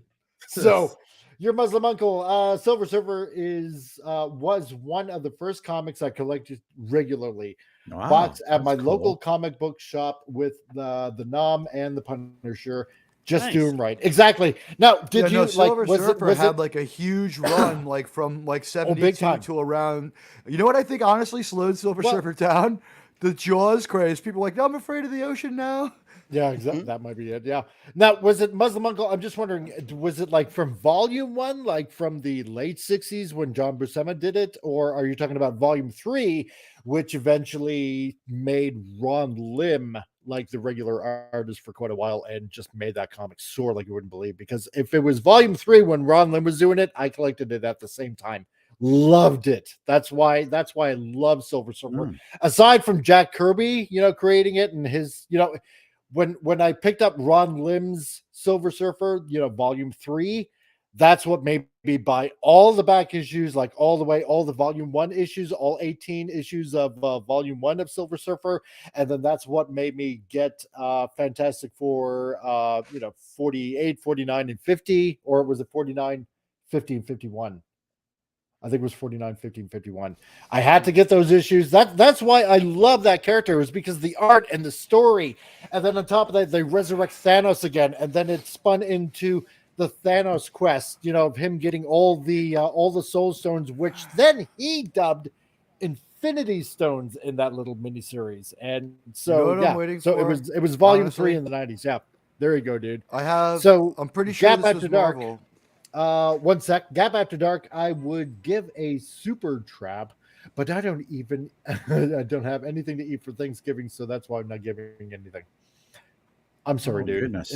Seriously, if you don't have anything, then hey, man, save your money, man. I'm not gonna force you whatsoever to give a super chat or super sticker or whatever. Like, dude, if you seriously don't have any money, then maybe there's a way we can help you, man. So if we can, we'll definitely try. So, because I don't want to see anybody going without whatsoever. So because I was there, and if you need help, hey, just say it, man, and we'll try to make something happen for you. Anyway, I'm not trying to pass it off. I'm really not.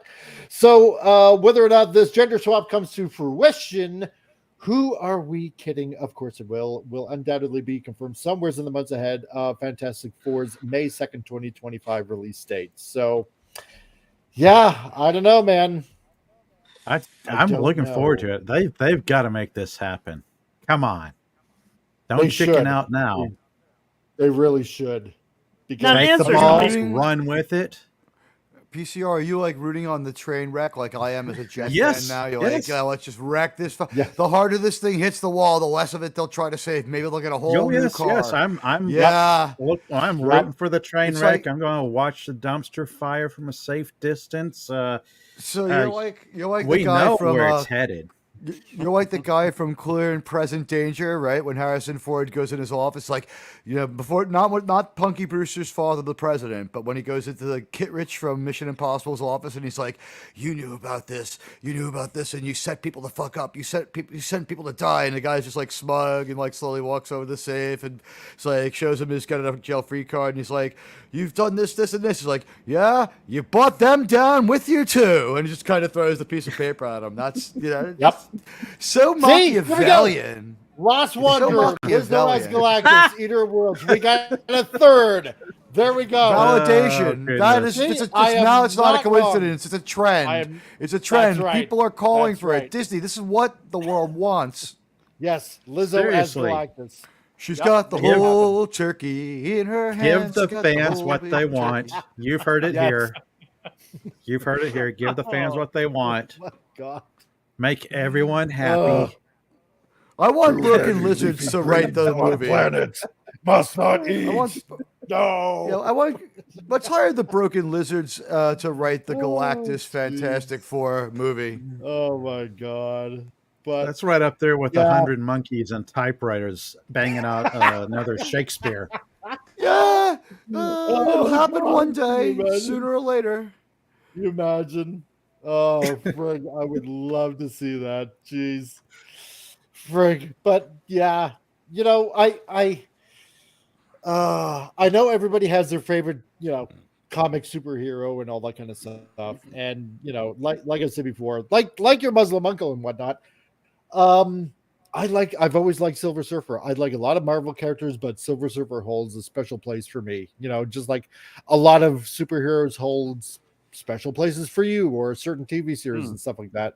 And I know, as bad as Marvel is going to make this, I don't want to see this happen. I really don't. And I do want to see them fail. If they are truly committed to this, I do want to see them do it, to just see them fail horrendously. Yeah. But it's sad at the same time. At the same time, please, governments, please send somebody to the San Bernardino water supply and Burbank, California water supply, and see what the fuck is going into the water that gets into Disneyland's Disney's writers.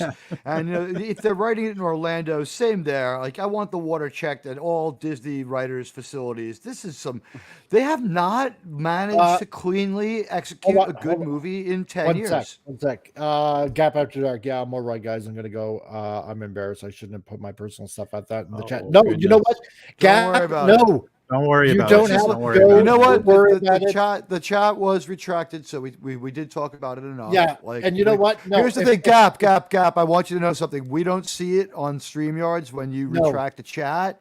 So, like, when we were talking about it, I went to go check in the regular YouTube chat and saw it had been retracted. And so we apologize that we made so much. And you don't have to be embarrassed. Don't feel bad. Okay, wait. First of all, I'm going to make 2 points about your article, but I'm going to make another point first. Never be embarrassed. I am struggling right now myself. No. I'm struggling. I'm out of work because I have eye issues. I can't work right now. I try to make it on my own. So I know what it's like, Gap. It's hard. I have to struggle from day to day, and I'm at my lowest. But hey, we all were there, and we'll eventually just keep on working and then keep on fighting the good fight, and everybody will make it out. It just and Gap, same here. Exactly. And Gap, if you need help, then I'm serious. We will try to find a way to help you out if we can. And I'll back him on that. Mike is an honest guy that way. When he says it, he means it. So yeah. Well, let's put it that way. I mean, a few months ago, because a few months ago, like earlier this year, there was a friend that I knew in Burnaby, like on one of the suburbs of Vancouver, and he was seriously going to lose his home, and he has a son, and I believe his sister is also trying to help out, living with him and stuff like that, and he was about to lose everything, and I tried to help him out by, selling a few figures and putting his GoFundMe out on this channel in the hopes that maybe somebody can help him. You know what? Do not be embarrassed. If you need help, there's nothing wrong with asking for help. And if we whoever can, you might be, we will, man, because that's what this channel is about, right? Now, if you have a legitimate need, we care about you and we want to help you. Second point, Tom. 2 points. Okay. Now, first off, it was asked earlier in the chats there. Somebody asked, why did they make a Fantastic Four? Well, this is new to them. Before it was a different company. So they're like, okay, let's reboot it. And I understand that. It's, Disney, blah, blah, we got the IP. Let's use it now. And such. So I can see why they're doing that. So, I mean, but I'm with you, though. People, you want to see it burn, but let's be honest. We've had so many burnings now. They're not going to learn. I don't think they'll learn anymore because how many movies have failed? They're just not learning. Yeah. They don't care anymore. They don't. Can't start a fire I don't even without a spark. I don't understand. I don't even want them to burn. It's just we're at this point where I'd rather talk about the great stuff that's being produced from Disney MCU or Disney whatever. It's like I want to say, hey, did you catch this series? It was awesome. Or this movie, it was great. Exactly. I want to see more of it. But no, they're not giving us something we can cheer on, sadly. Exactly. We can't cheer on what they're doing because it's kind of disappointing. And it's like, it is kind of a downer because we look at stuff going, this is sad. All we do is talk about stuff that we as fans don't really want or don't really entertain us. And it's kind of depressing. It's kind of sad. It's like, come on, guys, give us something we want to watch. But Pop, on your point made many weeks ago, at least we have the independent stuff still, like Silo and other stuff like that. Right. Yeah. Now, I want to get to something that's a little interesting here. That I've seen. Okay. No, this is kind of interesting because I don't know.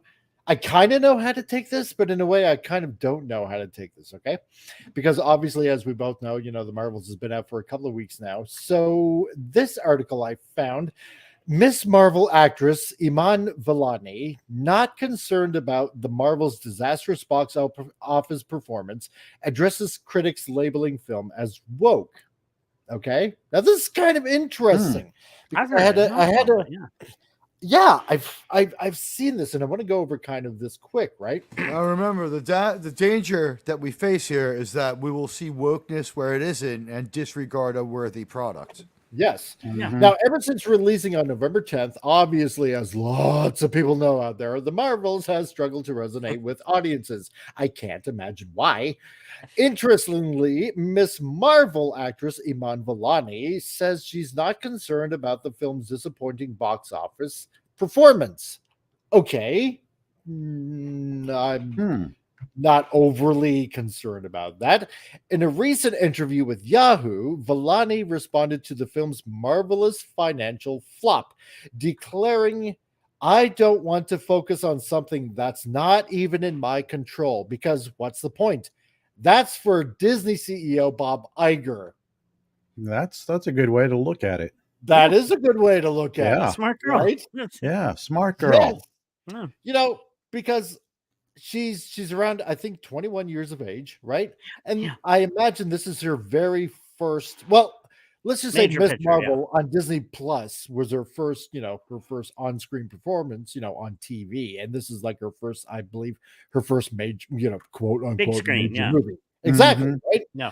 So she goes on to say, I'm happy with the finished product, and the people that I care about enjoyed the film. The actress explained, further noting, it's genuinely a good time watching this movie, and that's all we can ask for these films. Okay, so, essentially, hey, if you like it, you win. And I've said that before, if there's something you like, well, oh, great, you win. If you don't like it, fine. That's fine too, right? I'm not gonna bash you on something you like because you like it. Exactly. Right? If it brings you joy, great. That's why I'm on the show. Now allow me to bash this person. No, I'm kidding. Exactly. Just like me liking Ahsoka. Oh no. Mike and I have a broad things in every series. I mean, I like one of my favorite movies of all time is Hawk the Slayer. This is that's a great movie. Grade B, grade A cheese sword and sorcery fantasy movie, but it's great. I absolutely love it. It's an A+ idea. Is it John Milius? I forget. It's low budget movie, but it's a really good idea. It's Hawk the Slayer with Hawk the Slayer made the rounds on HBO in the early part of the mid '80s. It was on a lot on HBO. Yeah, it's like a sword and sorcery movie, but he was like, isn't that around time like Beastmaster and those two? I think.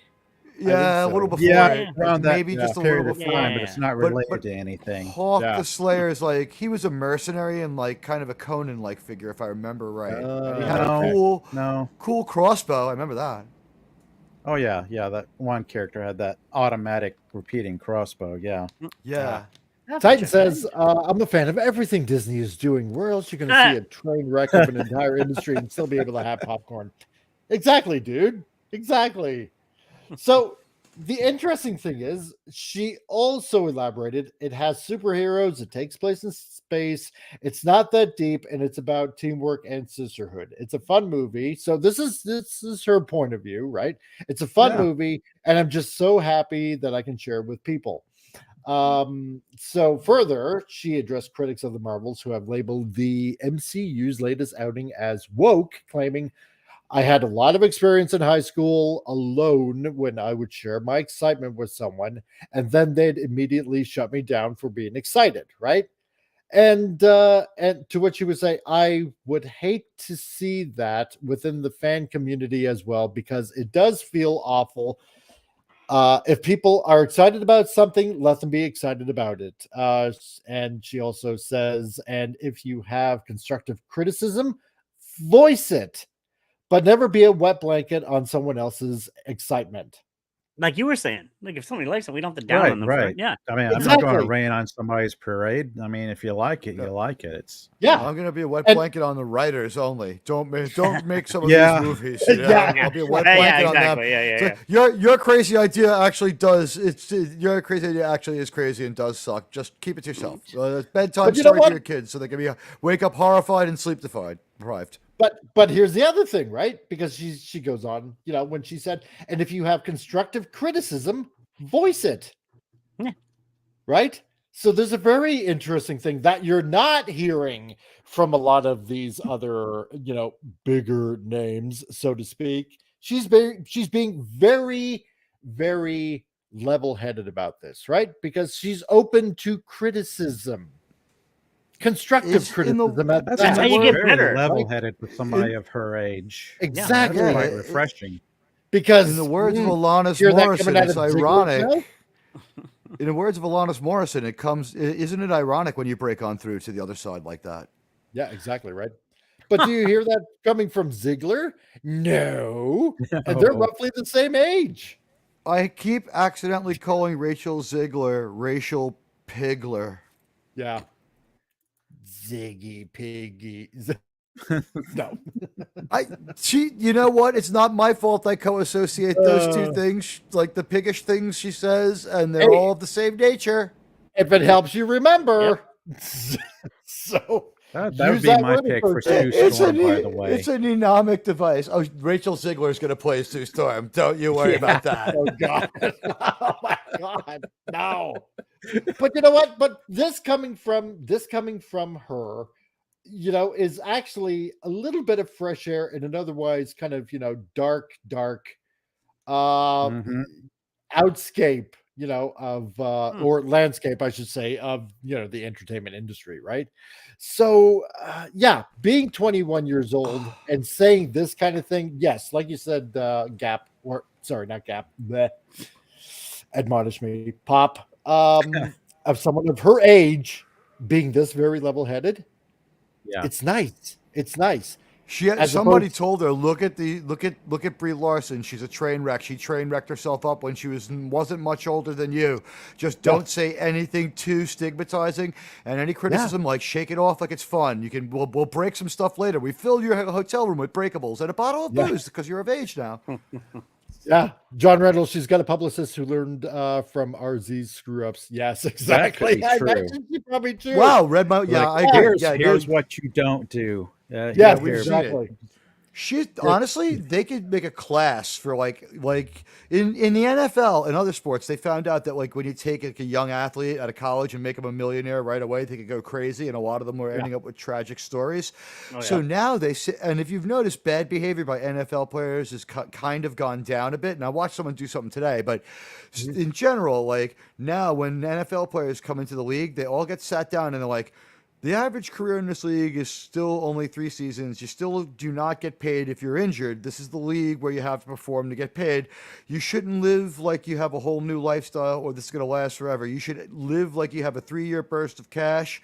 You might be effed up when you get out of this. You might not be as mobile. You're going to want to be like a gym teacher. Most of you are going to be like gym teachers one day. Like my college, my high school gym teacher was a former Jet. You know what I mean? He played like a season and a half as like a running back, like a backup running back on the Jets. And that's what you're going to do. And so don't say anything that's going to take that future career away from you. Don't trash talk too mean. Don't have a posse of parasites. Don't buy a mansion. Don't rent 5 sports cars. Don't slap anybody around. And whatever you do, don't go around making people dislike you, or you're just going to have a terrible career. Like in baseball, they saw it with John Rocker. It was like the last person we saw just have an absolutely horrible career because of the way he acted, and it came across and affected his playing. It did. The Titan says, good news. Sorry, to finish. Hollywood needs to do that. Rachel Ziegler is only 21 years old. She wouldn't be out of college yet in the real world. Nope, that's true. Titan says, good news. The Marvel just released a trailer for The Meowvils about an hour ago. Worth a watch if you're doubting we all weren't shifted into the dumbest reality. There we go. I can't wait. Oh, goodness. God. Oh, those cats. Oh, God. Yeah, we're all shadowy men on a shadowy planet, except for those of us who are shadowy women. The funny point I'm going to bring up on this. It's like the cats almost saved the movie, basically. I'm not going to lie. But no, let's be honest. People nowadays are going into Marvel films thinking it's going to be trash. So most people don't even go. And I've heard, like I said, this is actually not the best. It's not great or anything, but I heard it's just fun. It's a fun watch. So, but it's already got the bad name because of who's involved. And so I think I'm not going to the theater to see it. No, but I'll give it a chance when it comes on streaming just to watch it. Right. Yeah. I might watch it out of morbid curiosity. I mean, you're right. They share that guilt by association. Yeah. We've gotten to a point where we're jaded and cynical, and we have this expectation that the MCU will continue being crap. Thanks, Lost Wanderer, for coming by. Can I really just appreciate say, it, man. We have a movie with these three women that's all about the cats. So, I mean, Pussycat Power is going to save this movie. And Pussycats in Outer Space, the movie I always wanted as a kid, in a way we get it. I mean, I didn't want it like this, but Pussycats in Outer Space, it is. What's new, Pussycat? Whoa, whoa, whoa, whoa. I wonder if we sync that up here. It was perfect. Whoa, whoa, whoa. When they get it so that you can sing on StreamYards and harmonize with each other, that's going to be a lot of fun. Oh, God. And also, we'll reunite. How many bands will that reunite? It's like the original Deep Purple. Everyone hates the guitar player. It's like, we've decided we can work with Richie if he's not here, and we don't have to see or talk to him. It works fine with us. Like, we'll get another Deep Purple album. Yeah. But you know what? Yeah, I mean, we have a CGI Eddie Van Halen. We're ready to let it go. And I watched this movie like yesterday, the entire movie. I didn't pay for a ticket, so don't worry about that. I got it through other darker means.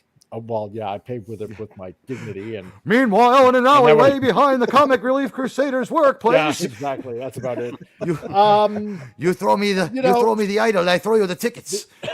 If they would have made this movie a little bit longer, I mean, it would have been all right. Yeah. I mean, I'm not saying this was a good movie, and I'm not saying this was a bad movie per se, but just there. It's just there to basically like mid, take up that time, means right? I gotta be honest. If it's mid, that means it probably shouldn't have been longer, right? Because that means that they were having what is it? Let me ask you a question, right? Because you did see the movie. You're a fairly cogent guy. Would you say that you felt like they were having trouble, quote, not going there and quote being subtle? Would you say that inhibited them from going 2 hours, and that the half hour less was like because that extra half an hour would have been like venomous hate and shit? You know what I mean? Like, we lost, scenes like the 6 minutes where she crushes that guy's hand and steals his bike, and it's presented as good. Just all he did was say, "You should, hi, pretty lady, smile." And she's like, come here. And she just, like, fucking humiliates the guy. And I'm like, what's that? Oh, she became the villain in that scene, yeah. Do we remember what the guy's name was? No. No. Don. Hi, I'm Don. You should smile. And she just grabs him and like fucking crushes him to the ground. She's been gone since 1991 or something. She's like, last thing I did before I left this planet was read a book called Art of the Deal. That book made me angry, so I'm gonna cry. I mean, I hate everyone named Don, but movie one was so bad. What do they expect happen? I don't know. And yes, John, you're right. Pussy power, that'll fix everything. So, the Titan the Marvels was much longer. Disney chopped it down to 88 minutes because it was so much worse. It was, you know what? One of the cringiest things about this movie was, and I don't care if I give spoilers because I'm imagining that most of you guys in the chat and here on the panel are not really going to go see it unless people have been liberally. You're not imagining that. Wait, hold on. You know, out of more of a curiosity or to get an hour and a half to kill, but. The one thing that I thought, oh my God, I hate this, was they go to this particular planet, right? Where every conversation has to basically be sung. It's like being on a musical planet. It's like, oh my God. Would that planet be Spice World? Why would you? It's like, would that planet be Spice World, Mike? Oh my God, and I hate it. Why would you put this in a movie? Because somebody thought it was great. Stupid. It's a multiverse of madness. It's a multiverse of madness, and people said that they should have spent more time there. That's why. But then the prince ends up talking normally to Brie Cheese Larson, and it's like, oh well, he's bilingual. He's bilingual. You're talking bilingual. Right? Singing is just talking, but just and I was about to say ovulating your speech patterns, but it's not ovulating. But then again, it's a female-driven movie, so it is ovulation in a sense, right? So, but it's just you're just modulating your voice. Ovulate is my favorite In Excess song, by the way. My God. Yeah, exactly, right. But oh my God, they're raising the alarm because the Kree are coming, and even the alarm is being sung out. It's like, oh, for the love of Pete, just give me an ice pick. Give me an ice pick to clean my ears out, and I will dig in very rapidly. Oh God, Why? Awesome. Why That's would why you I put start this in a singing, movie? "Run It was so away, stupid. run away." Oh God, yeah, Snorter Poopus has the right. Yeah, I love studying languages. I'm a cunning linguist. So Ha ha. Oh, I listened to Deep Purple's knocking at your back door earlier, Snorty. You told me we weren't thinking the same thing. So we put her on the hit list of a common cunning linguist, the master of many tongues. Well, Star Trek had that musical episode, so Marvel couldn't be that far behind. Yo, no, But you're they're right. all trying. They're all still trying to copy the musical Buffy the Vampire Slayer episode. Yeah, that like the height. But good on her take. I'll give her that. They could have, you know what they could have done actually, and what they probably should have done, because I know this movie was like way over budget, you know, obviously, and multiple delays. You would have been better off putting this as a 3-part series on Disney Plus. Period. That's it. You could have just done that, right? But you committed to a movie and it's horrible. Yeah, I know. But I mean, you could have just done that instead of releasing this to the movie theaters, because nobody's seeing it. Nobody's watching it. I feel bad for this girl, because you know what? She's probably the only one in this movie that just brings a little bit of sunshine to this otherwise hellscape of a movie. That's it. Wow, that's great, it, huh? Wow. Yeah. Yeah, wow. That's it. It's basically because she has this. Here's the picture that everyone got in trouble for. Yeah. No, that's not the picture. That's a different premiere. Yeah, she just has this nerdy, girlish charm, right? Because let's face it, all of us here, whether in the chat or on this panel, we're all nerds, right? So you can kind of relate to her in a kind of way, right? And she just brings that extra little bit of fun to the movie, but other than that, everything else is just like, you know, oh, use your black girl flying powers. Like, what? Really? Are you kidding me? Like, black girl flying powers. What? You know? Use your wonder cliche by the way, that powers. is said that, but the Titan is right. It's that is stolen from The Golden Child. Was the first time we saw that, but I think the reason we had the song universe in the movie you saw was because Multiverse of Madness had it. Hey, and they, Disney. Hey there, Disney. Hey, Hello. Diz, what's up, buddy? Good to see our pal DH, Disney Sheepherder. Hell to you. But the Multiverse of Madness had that sequence where they went to a musical realm, and then they went to like a bagel realm, and then they went to a paint realm, right? And people were like, of all the things they put us through, maybe the musical realm deserved more time, because this was, but they were talking in context of a movie where they were forced to go through these things and which one they disliked the least. And this is how bad the analysis of what's going on is over at Marvel. They're like, well, people said the musical universe was a good idea. No, they said in a world of bad ideas, that was the only one that was worthy of any more exploration than was given. That's all they said. So they're like, we could do music here, you know, and also, this movie has been in the pipeline a long. This is another one that's real late. it has. It's been in the pipeline a long time. Yeah. And the reason why it's in movie theaters, quite simply, is because all the money's gone. You're picking up quarters in the street. Any money is good money. The beer that people drink in the movie theater, you just pick up those cans, and that's a nickel more than you had before. This is now about loss minimization and trying to survive long enough for people to come to your theme parks, which are not amusement parks, but theme parks, which are a very very fundamentally different thing. And now is there sadly the era of the billion-dollar blockbuster is over with. It is. It might not be, but you're not going to be able to automatically make one by throwing $300 million in. That's going to be a fait accompli for a little while. Yeah, but those were all Paramount movies. When Paramount threw $200 million into like Captain America, the First Avenger. The first thing I'll say is, like, my everyman example would be my mom. When I watched that movie with my mother, she was like, that was a good movie. And then she thought for a moment and goes, but it was kind of a bad and boring movie for a long time before it became a good movie. And I was like, yeah, but it was good at the end. She's like, no, at the end I liked it, but it was kind of like, and that was the thing. They committed to things like working on the characters and setting up not just one movie, but a whole world, and took on the chin the damage of having that happen to your story, to your one movie. It was audacious, but look how well it worked out. Captain America still did well. And they did everything great fairly with the first Iron Man that set up the whole universe and the whole Marvel Phase 1. Then Phase 2. Well, remember, things went off track after that. Iron Man's your second attempt, though. Daredevil was supposed to be the guy. He blew up on the launch pad.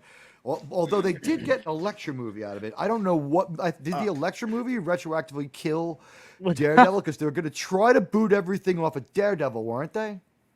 I have Ben no Affleck's idea. Daredevil. I'm not sure. There was a Ben Affleck Daredevil and an Eric Bana.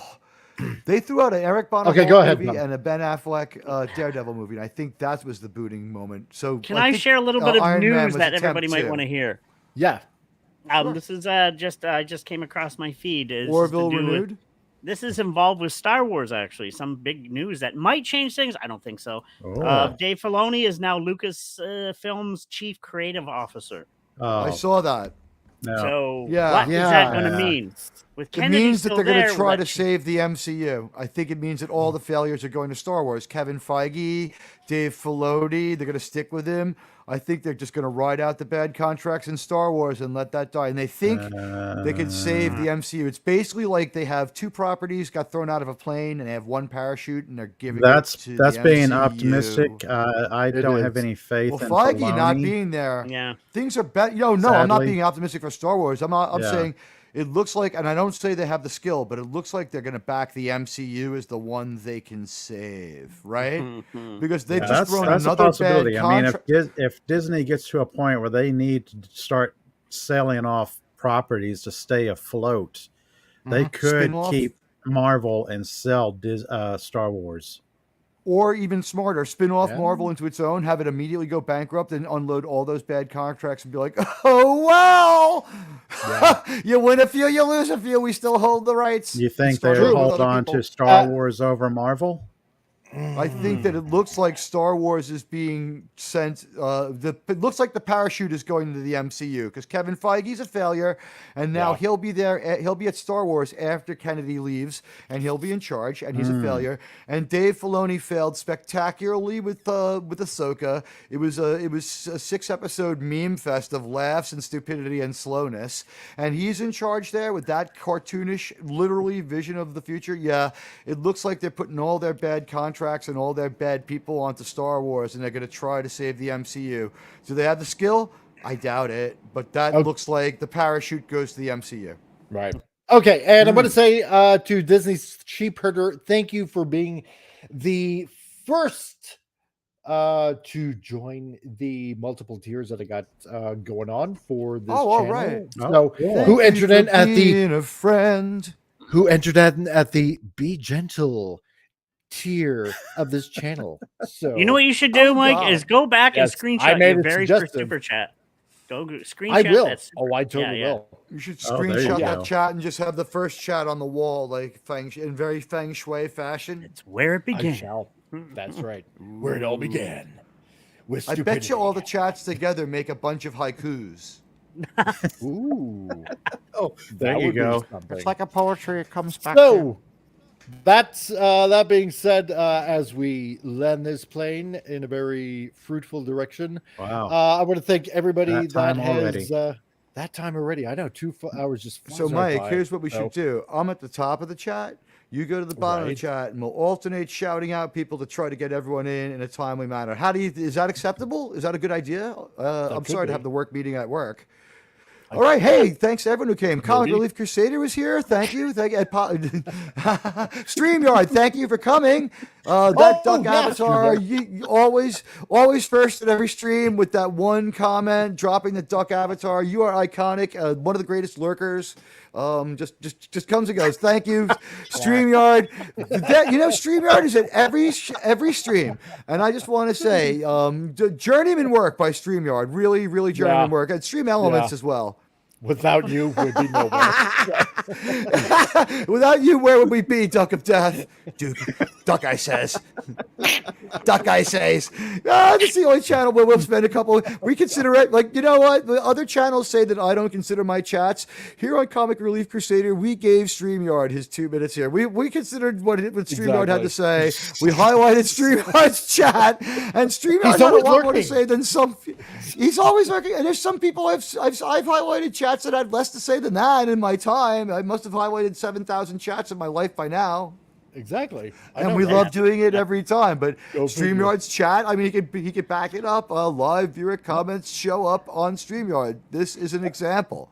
Exactly. And it's like, it's no more iconic words than these are the voyages of the Comic Relief Crusader into the world of a capitalistic enterprise in a communistic country, ungratefully led by a genius Cuban. He knows what book Mary Shelley wrote, we think. And it's been fucking amazing journey, man. And to everyone who gave to my friend Comic Relief Crusader, and to everyone who showed up and supported us, even your viewer hours and your likes, no one should feel like anybody is obligated, but we do feel obligated to thank people. I mean, we have to thank them. You know what I mean? Exactly. We love you all. And don't, you know what? Keith Richards said it. You shouldn't take it so hard. Talk is cheap. Right. If I said something that hurt your feelings, just talk. And you know I love you all. And, you know, Cap After Dark is not just a friend. He's a great warrior. That's right. So I want to thank Christian DeLorme for showing up. Thank you, Christian DeLorme, Carla Burton as well. Gap After Dark, the mighty Gap After Dark. Love you, man. Okay? So it's all good. Snortapoopas, Cuber, Ray Lucard also as well, that came in. On top of that, John Rendell, the mighty Fez brother himself. And who else do we have here? We had Captain Trinity. We had Captain Infinity. Thanks for coming by. Yes. John Rendell. We spoke to our pal John Rendell. It was nice to see him. Also, Ray Lucard. Ray Lucard is in on the joke. At 3:15, I mistakenly bought Frankenstein. Yeah, no, that book, equally bad ending. We have a few coming in right at the ending. Oh, I know, right? Yeah. Dadman walking. Let's see, who else did we have show up as well? We had, Dadman walking. Ray Lucard. John Rendell. I already said John Rendell on top of that. So Rocco the Brave, of course. Can't forget about the beautiful Rocco the Brave. I'm getting tongue-tied all of a sudden, and I don't know why. It doesn't matter. It makes for interesting conversation as I go ahead. Let's see. We also had Your Muslim Uncle. Thank you, Your Muslim Uncle, for showing up today. Really, really appreciate it. Nice to see you again. I really love it when you guys come by, all of you. And Wes Cagle and the Titan. Always here, always with the witty banter all the time. You have a private super chat, mate. Oh, do I? And of course, Disney Sheepherder. Stark of Iron. Okay, Disney, yes, was here. Stark of Iron was here. Canadian Spider-Man. Al Nickerson. How's it going, dude? Al, hello. And we had Dadman walking. We had Canadian Miles Morales tagged up and left. Good to see him. We have one Latino to another. Much love, Miles. Yes. Killer Rabbit from Space. Jeepers, everybody's like pouring in at the last second. Rocco the Brave, our pal, Appion's Appion's co-host on Two Guys Talking, the great Rocco the Brave. Also, you have RN Feliciano, King Dolphin TV, Swim with the Pod. You can't fly with the Eagles until you first swam with the Pod. Ladies and gentlemen, always a lot of fun, a great place to go. And they're on a lot of times before Doomcock. I think Wednesday before Doomcock for sure. Yep. And great people, very, very sweet. Definitely. Many of you so kind to come by for this inaugural capitalistic adventure. Mike, may I just say, yes, may history never forget the Comic Relief Crusaders capitalistic enterprise. That's right. That's right. That was how often do I do young Picard? Right, I'll do young or old Picard for you, Al. We actually did talk about Lady Silver Surfer. So we did, Sylvia. We talked about Silver Surfer. Yeah, okay. Essentially, they're saying that yes, Nora and Rad will be Silver Surfer, but also that it's possible that Nova, Frankie Ray, might take up the quote unquote Silver Surfer mantle. Not entirely 100% sure. It's, I'm still going to say chalk it up as rumors still currently. But then again, like we also said, this is the Marvel Universe that we're talking about. And so don't be surprised if she takes up the mantle of Silver Surfer and gives Captain Marvel a run for her money. So thank you, Killer Rabbit. Yeah, thank Killer Rabbit. Mike. Yeah, thank you very much.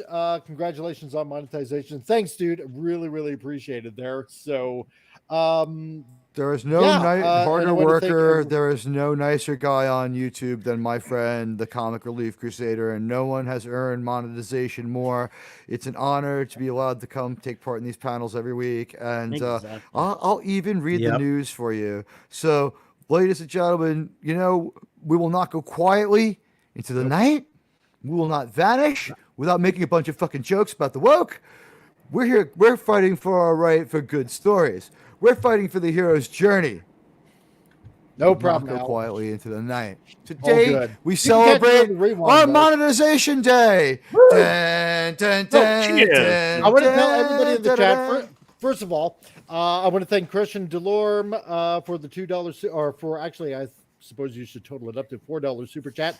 And of course, yes, Admiral T, thank you very much for the $5 super chat. And Sarkamar for the other $5 super chat as well. And your Muslim uncle for the $2.99 super sticker, thumbs up super sticker. Thank you very much. I really, really appreciate it. And all funds will go to a new system so I can produce better videos and so I don't robot as much and so I can play videos also during commercial breaks that don't end up stuttering and stuff like that. So you'll be able to play 1080p.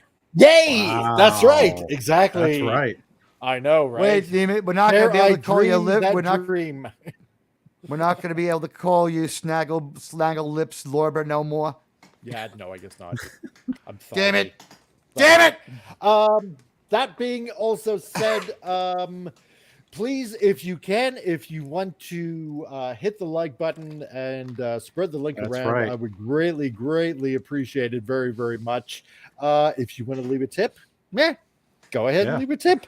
On top of that, if you want to check the links down below in the description, you can check out the magazine by Flip City Magazine if you want to check out their free issue that they will give you just for checking them out. And if you use the code, if you want a subscription, then enter the coupon code CRC for Comic Relief Crusader and get 10% off of your subscription for 4 magazines that come out yearly. And also on top of that, while you're at it, check out the works of Al Nickerson, also link in the description, going to the Amazon link and buy his book Sword of Eden as well, because he has a second book that he is working on very, very hard on right now. So if you don't want to miss out what happened in the first book, then buy his book, check it out. It's a really, really, really good read. So so do that for him. Buy a good story, a good comic book, not any of this trash that's being out now. And so everybody out there, everybody out there, just thank you once again for helping Mike get to this level. You have put to sea a mighty and upgradable aircraft carrier in the world war against the woke. This is a great day. Mike, you have unlocked YouTube aircraft carrier potential. Congratulations. You have like a World War II level aircraft carrier. We're going to upgrade it to Nance class next. Very cool. Yes. And also on Rumble, I want to thank everybody that's missiles. We want to be strong. Yes. Sorry. That's right. Because this is the band I will rule with Iron Fist right now. So, and on the Rumbles, I want to be checking out and thanking Canadian Spider-Man and also Skagel. That is also on the Rumble channel. Thank you very much for being on the Rumble. Hello, Rumble. I will also add the Rumble chat also into the description so you people on the YouTubes can go ahead and check out and sign up on the Rumble because it really helps me out as well. So, that being said, Admiral T, do you have anything planned in the near future? Oh my gosh, do I ever. I plan to figure out whether or not I should go on Friday, and I put that to the panel right now. Do you think anyone will be around on Friday, or should I put that off? Do you think that I don't know, but I want to say hail to Event Progenitor around? that just made it in. That right in the Hey, hello, Event Progenitor. Hello. Now, my link's in the chat. Usually I'm on Fridays at 4 p.m. Eastern Standard Time. Maybe I'll go on a little earlier this week and see what happens and see what kind of guests I can get and have I had a really fun chill stream last night where first time I'd ever done it, so that was really cool. Nice. And maybe, I decided I was thinking about watching a show and I'm like, fuck it, like we'll watch the show next time. The conversation with the people who've chosen to join my channel was and the people who came by was more than enough. It's something I need to do every once in a while, just go to step to the mic and do it with a few friends and work through the chat and just talk to everybody. It was kind of like my member appreciation day, but I think maybe Lawman Bass Reeves coming up. Nice. And I'll be around Friday and definitely Sunday night I'll be around. Awesome. All right. 7 Eastern. Pop Culture Republic, what do you got going? Okay. Well, my next live stream, I'll be going back to the wonderful world of K-dramas and sharing quite a few that I've come across and quite enjoyed. So my next live stream, hopefully tonight, if nothing major happens, well, later tonight, will be K-dramas, and I'll throw in some police procedural shows I actually found entertaining as well. So that's what's coming up for me. Okay. Because I'm trying to chat and talk at the same time, and my brain doesn't go that way. And produce. Multitasking. And produce. I know, I such hate a it. bitch. Yeah. Comic Relief Crusader multitask. Yeah. Yay. Classic. Classic. Had that. Classic. Classic left is Tom. Yeah.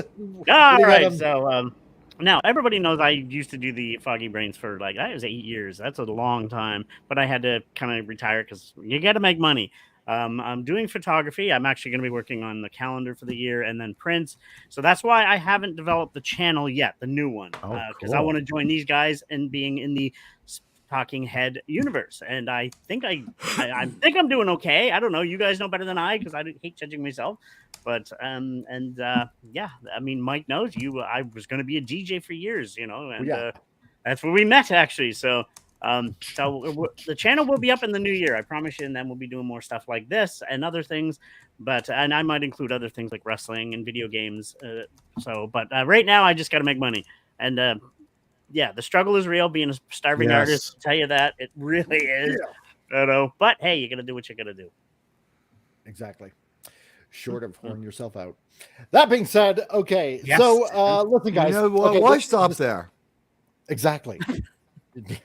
Shake your booty, moneymaker. Call me, anybody out there. I'll come to your house. I don't want to do commercials. I'll make you see stars. I'm kidding. So that being said, to everybody that's still in the chat and listening in or lurking, if you happen to be also listening to this on the rewind, this is what I'm going to do this Friday, and I'm going it right now. So spread the channel. So Event Progenitor, you just made it in the nick of time. So this Friday, I will be doing the monetization draw. Okay. Hey, will it be an all musical episode? Ooh. God, no. I hate musicals. I hate musicals. Yeah, you know what? Maybe I should sing every question. Oh God, no, maybe not. Just because only if it's the Joss Whedon musical, then those don't suck. Oh God. Okay, so this Friday, all right, and I'll be making up the links like after the show and stuff like that. I'm going to be asking 18 questions. You will not know what these 18 questions are, but you will have to have watched more than likely if you guys want to win the prize that I will be giving out, which I will be revealing on Friday. Okay, so I'm going to be asking 18 questions. All right, I'm going to give you 1 minute to give your answer for each question that I will be giving. All right. And I will be writing down who has the right answer. All right. So whoever has the most right answers will win the prize. So I'm going to be, we'll start off the same way as we always start off, right? Do the stupid news. We'll get people in, wait for a few people in. And then let's say maybe at the half-hour mark, then whoever's in, I'm going to be writing down everybody's names, okay? So make sure you get here early, on Friday. Okay. And then I'm going to be asking the questions. Whoever gets the most right answers will win what I'm going to be giving away. Okay. And I'll be letting you know what that is on a Friday. And I will ship it to you, and it's something out of my own collection, and hopefully you guys will have fun with it. So Canadian Spider-Man, I just shared the stream, told everybody that you were giving away free bacon. I hope that's okay. Yes, because Canadian bacon's best. Bacon is life. So Bacon is life. Yes. He also, I identify as a winner, so that means I win automatically. Yeah, that's the power of positive thinking right there. Damn it. I didn't think of that. So well, we have our winner. So but yeah, so it's a moot point at this point. Exactly. So I'll be sharing it on Rumble as well. So if you can, let me, you know what, this is what I'm going to do as well. Okay. Because I don't want to leave the people out on Rumble, because that would be rather unfair. Right. So what I'm going to do is this. I'm going to share here in the chat the Rumble channel. This is the Rumble channel to the Comic Relief Crusader, okay? If you are not signed up on Rumble, there is the link. Go sign up on Rumble and join up there as well, okay? Just to make this equal and fun for everybody, all right? So we'll be doing that this Friday on a Frantic Friday because, hey, you might as well end the week on a good note. And for somebody out there, to win a prize, because that's what I said I was originally going to do. Before, it was going to be at 1,000 subscribers and when I get monetized, but seeing how YouTube has changed a little few things here and there, it made it easier for everybody to get monetized. At 500 subscribers and 3,000 hours, it's just going to be a little bit sooner, so that's what I'm going to be doing. So this Friday, going to have a little question and answer period. Whoever gets the right answers, after a half an hour, we're waiting for everybody to come in, somebody's going to win. And let's put it that way. Okay. Cool. Yep. That's got homework now. That's right. You all got homework. And I took this. I took this hint from Cardinal Sin from Gil Bavell. Oh, I knew you were going to say it. There you go. Because whenever there's an internet contest of any quality, the name Cardinal Sin, Sin's Force Ghost smiles on this endeavor. Exactly. Right. So because, if you do it any other way, then you kind of get sniped. And, and I don't want that. And I wanted to do this in the way that Gil did it, right? Because he said, you know what? This is how you should be doing it. So I'm going to say true to Gil and do it that way. And we're all going to have fun. Okay. So pay attention to whether or not you follow me on Discord or on Facebook or on X, Twitter, whatever you want to call it, because I will be posting it up shortly after this show. So retweet it to everybody. You got to subscribe, and that's the way everybody's going to win. Simple as that. So the Titan, I told my bank that I identify as a millionaire. They looked at my account and couldn't stop laughing. I'm sorry. You need to flog them within an inch of their life. So let's see. Wes Cagle, identify as Lauren Southern. That means I'm an attack helicopter. There you go. So will it be multiple choice or true and false questions? No, it's not, because that would be easy. Okay, it's multiple choice, true and false for each one. So it's 6 levels of separation. So you have 3 choices, and all of them you have to choose true or false. Yep. Identify as a meat popsicle. More than one answer may be true. Oh, you forgot fill in the blank. The best answer. Yes. Okay. The Titan says, you know what? For all of you guys in the chat right now, I'm going to give you the first question. Killer Rabbit, me too. Just to start you guys off, okay? Because this is the type of question, okay? So, my first live show, okay? My first live embarrassment, okay? What was the movie I was talking about? Okay? Yeah. Ooh. So you're going to have to watch. These are the kind of questions that I'm going to be asking. Okay? So you got a little bit of a hint. So that being said, thank you to everybody that's been in the chat. I know it's been going for like 2.5 hours, but hey, kind of important. Got monetized. I'm happy about it. And thank you to everybody for joining in and hitting the like button, and for you guys sending super chats. Really appreciated you guys. Really, it does actually mean a lot. Debbie does Toronto. You're close. So, but you know what? I wrote this little poem for you, Mike. You ready? Snort a poop is you're close too. You may think I'm a sad clown on Comic Crusaders on the Comic Relief Crusader's leash, but on Tuesdays and Fridays at 3, you might join us for a weep. What do you think? Nice. I'm likey. So, okay. Wes Cagle from nowhere. He gets the first question right. There you go.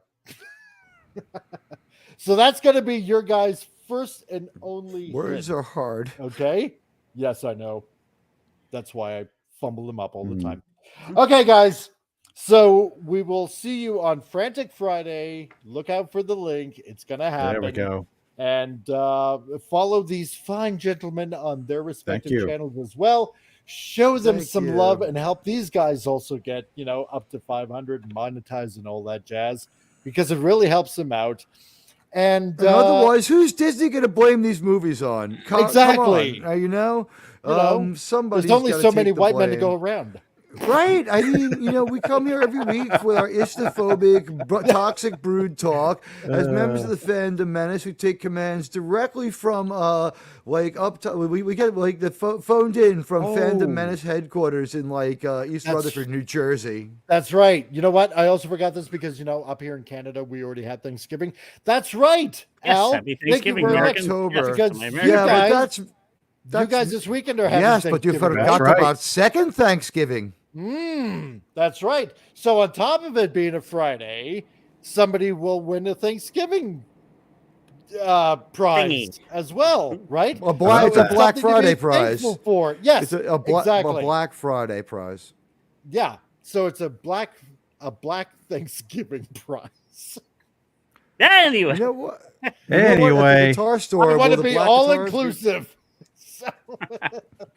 So, okay, guys. So from everybody here on the panel to everybody out there in the chat, thank you for joining in. Really appreciate it. You guys on Rumble, you guys were fantastic. Thank you also for joining in. We will see you on Friday.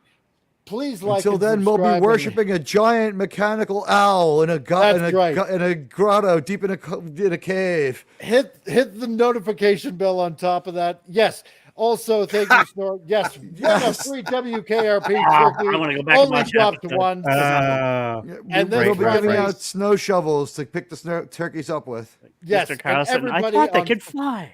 And everybody on Friday will win an inclusive Black Thanksgiving prize. Or Les Nessman. It's Black Friday. That's right. No. Mary Shelley presents Black Dracula in Black Friday. Don't worry, Disney. Don't worry. Starring Hilter. So that being said, thanks guys for joining in. Have a good week. We'll see you on Friday. See ya. Later, all. Later. Bye, everybody.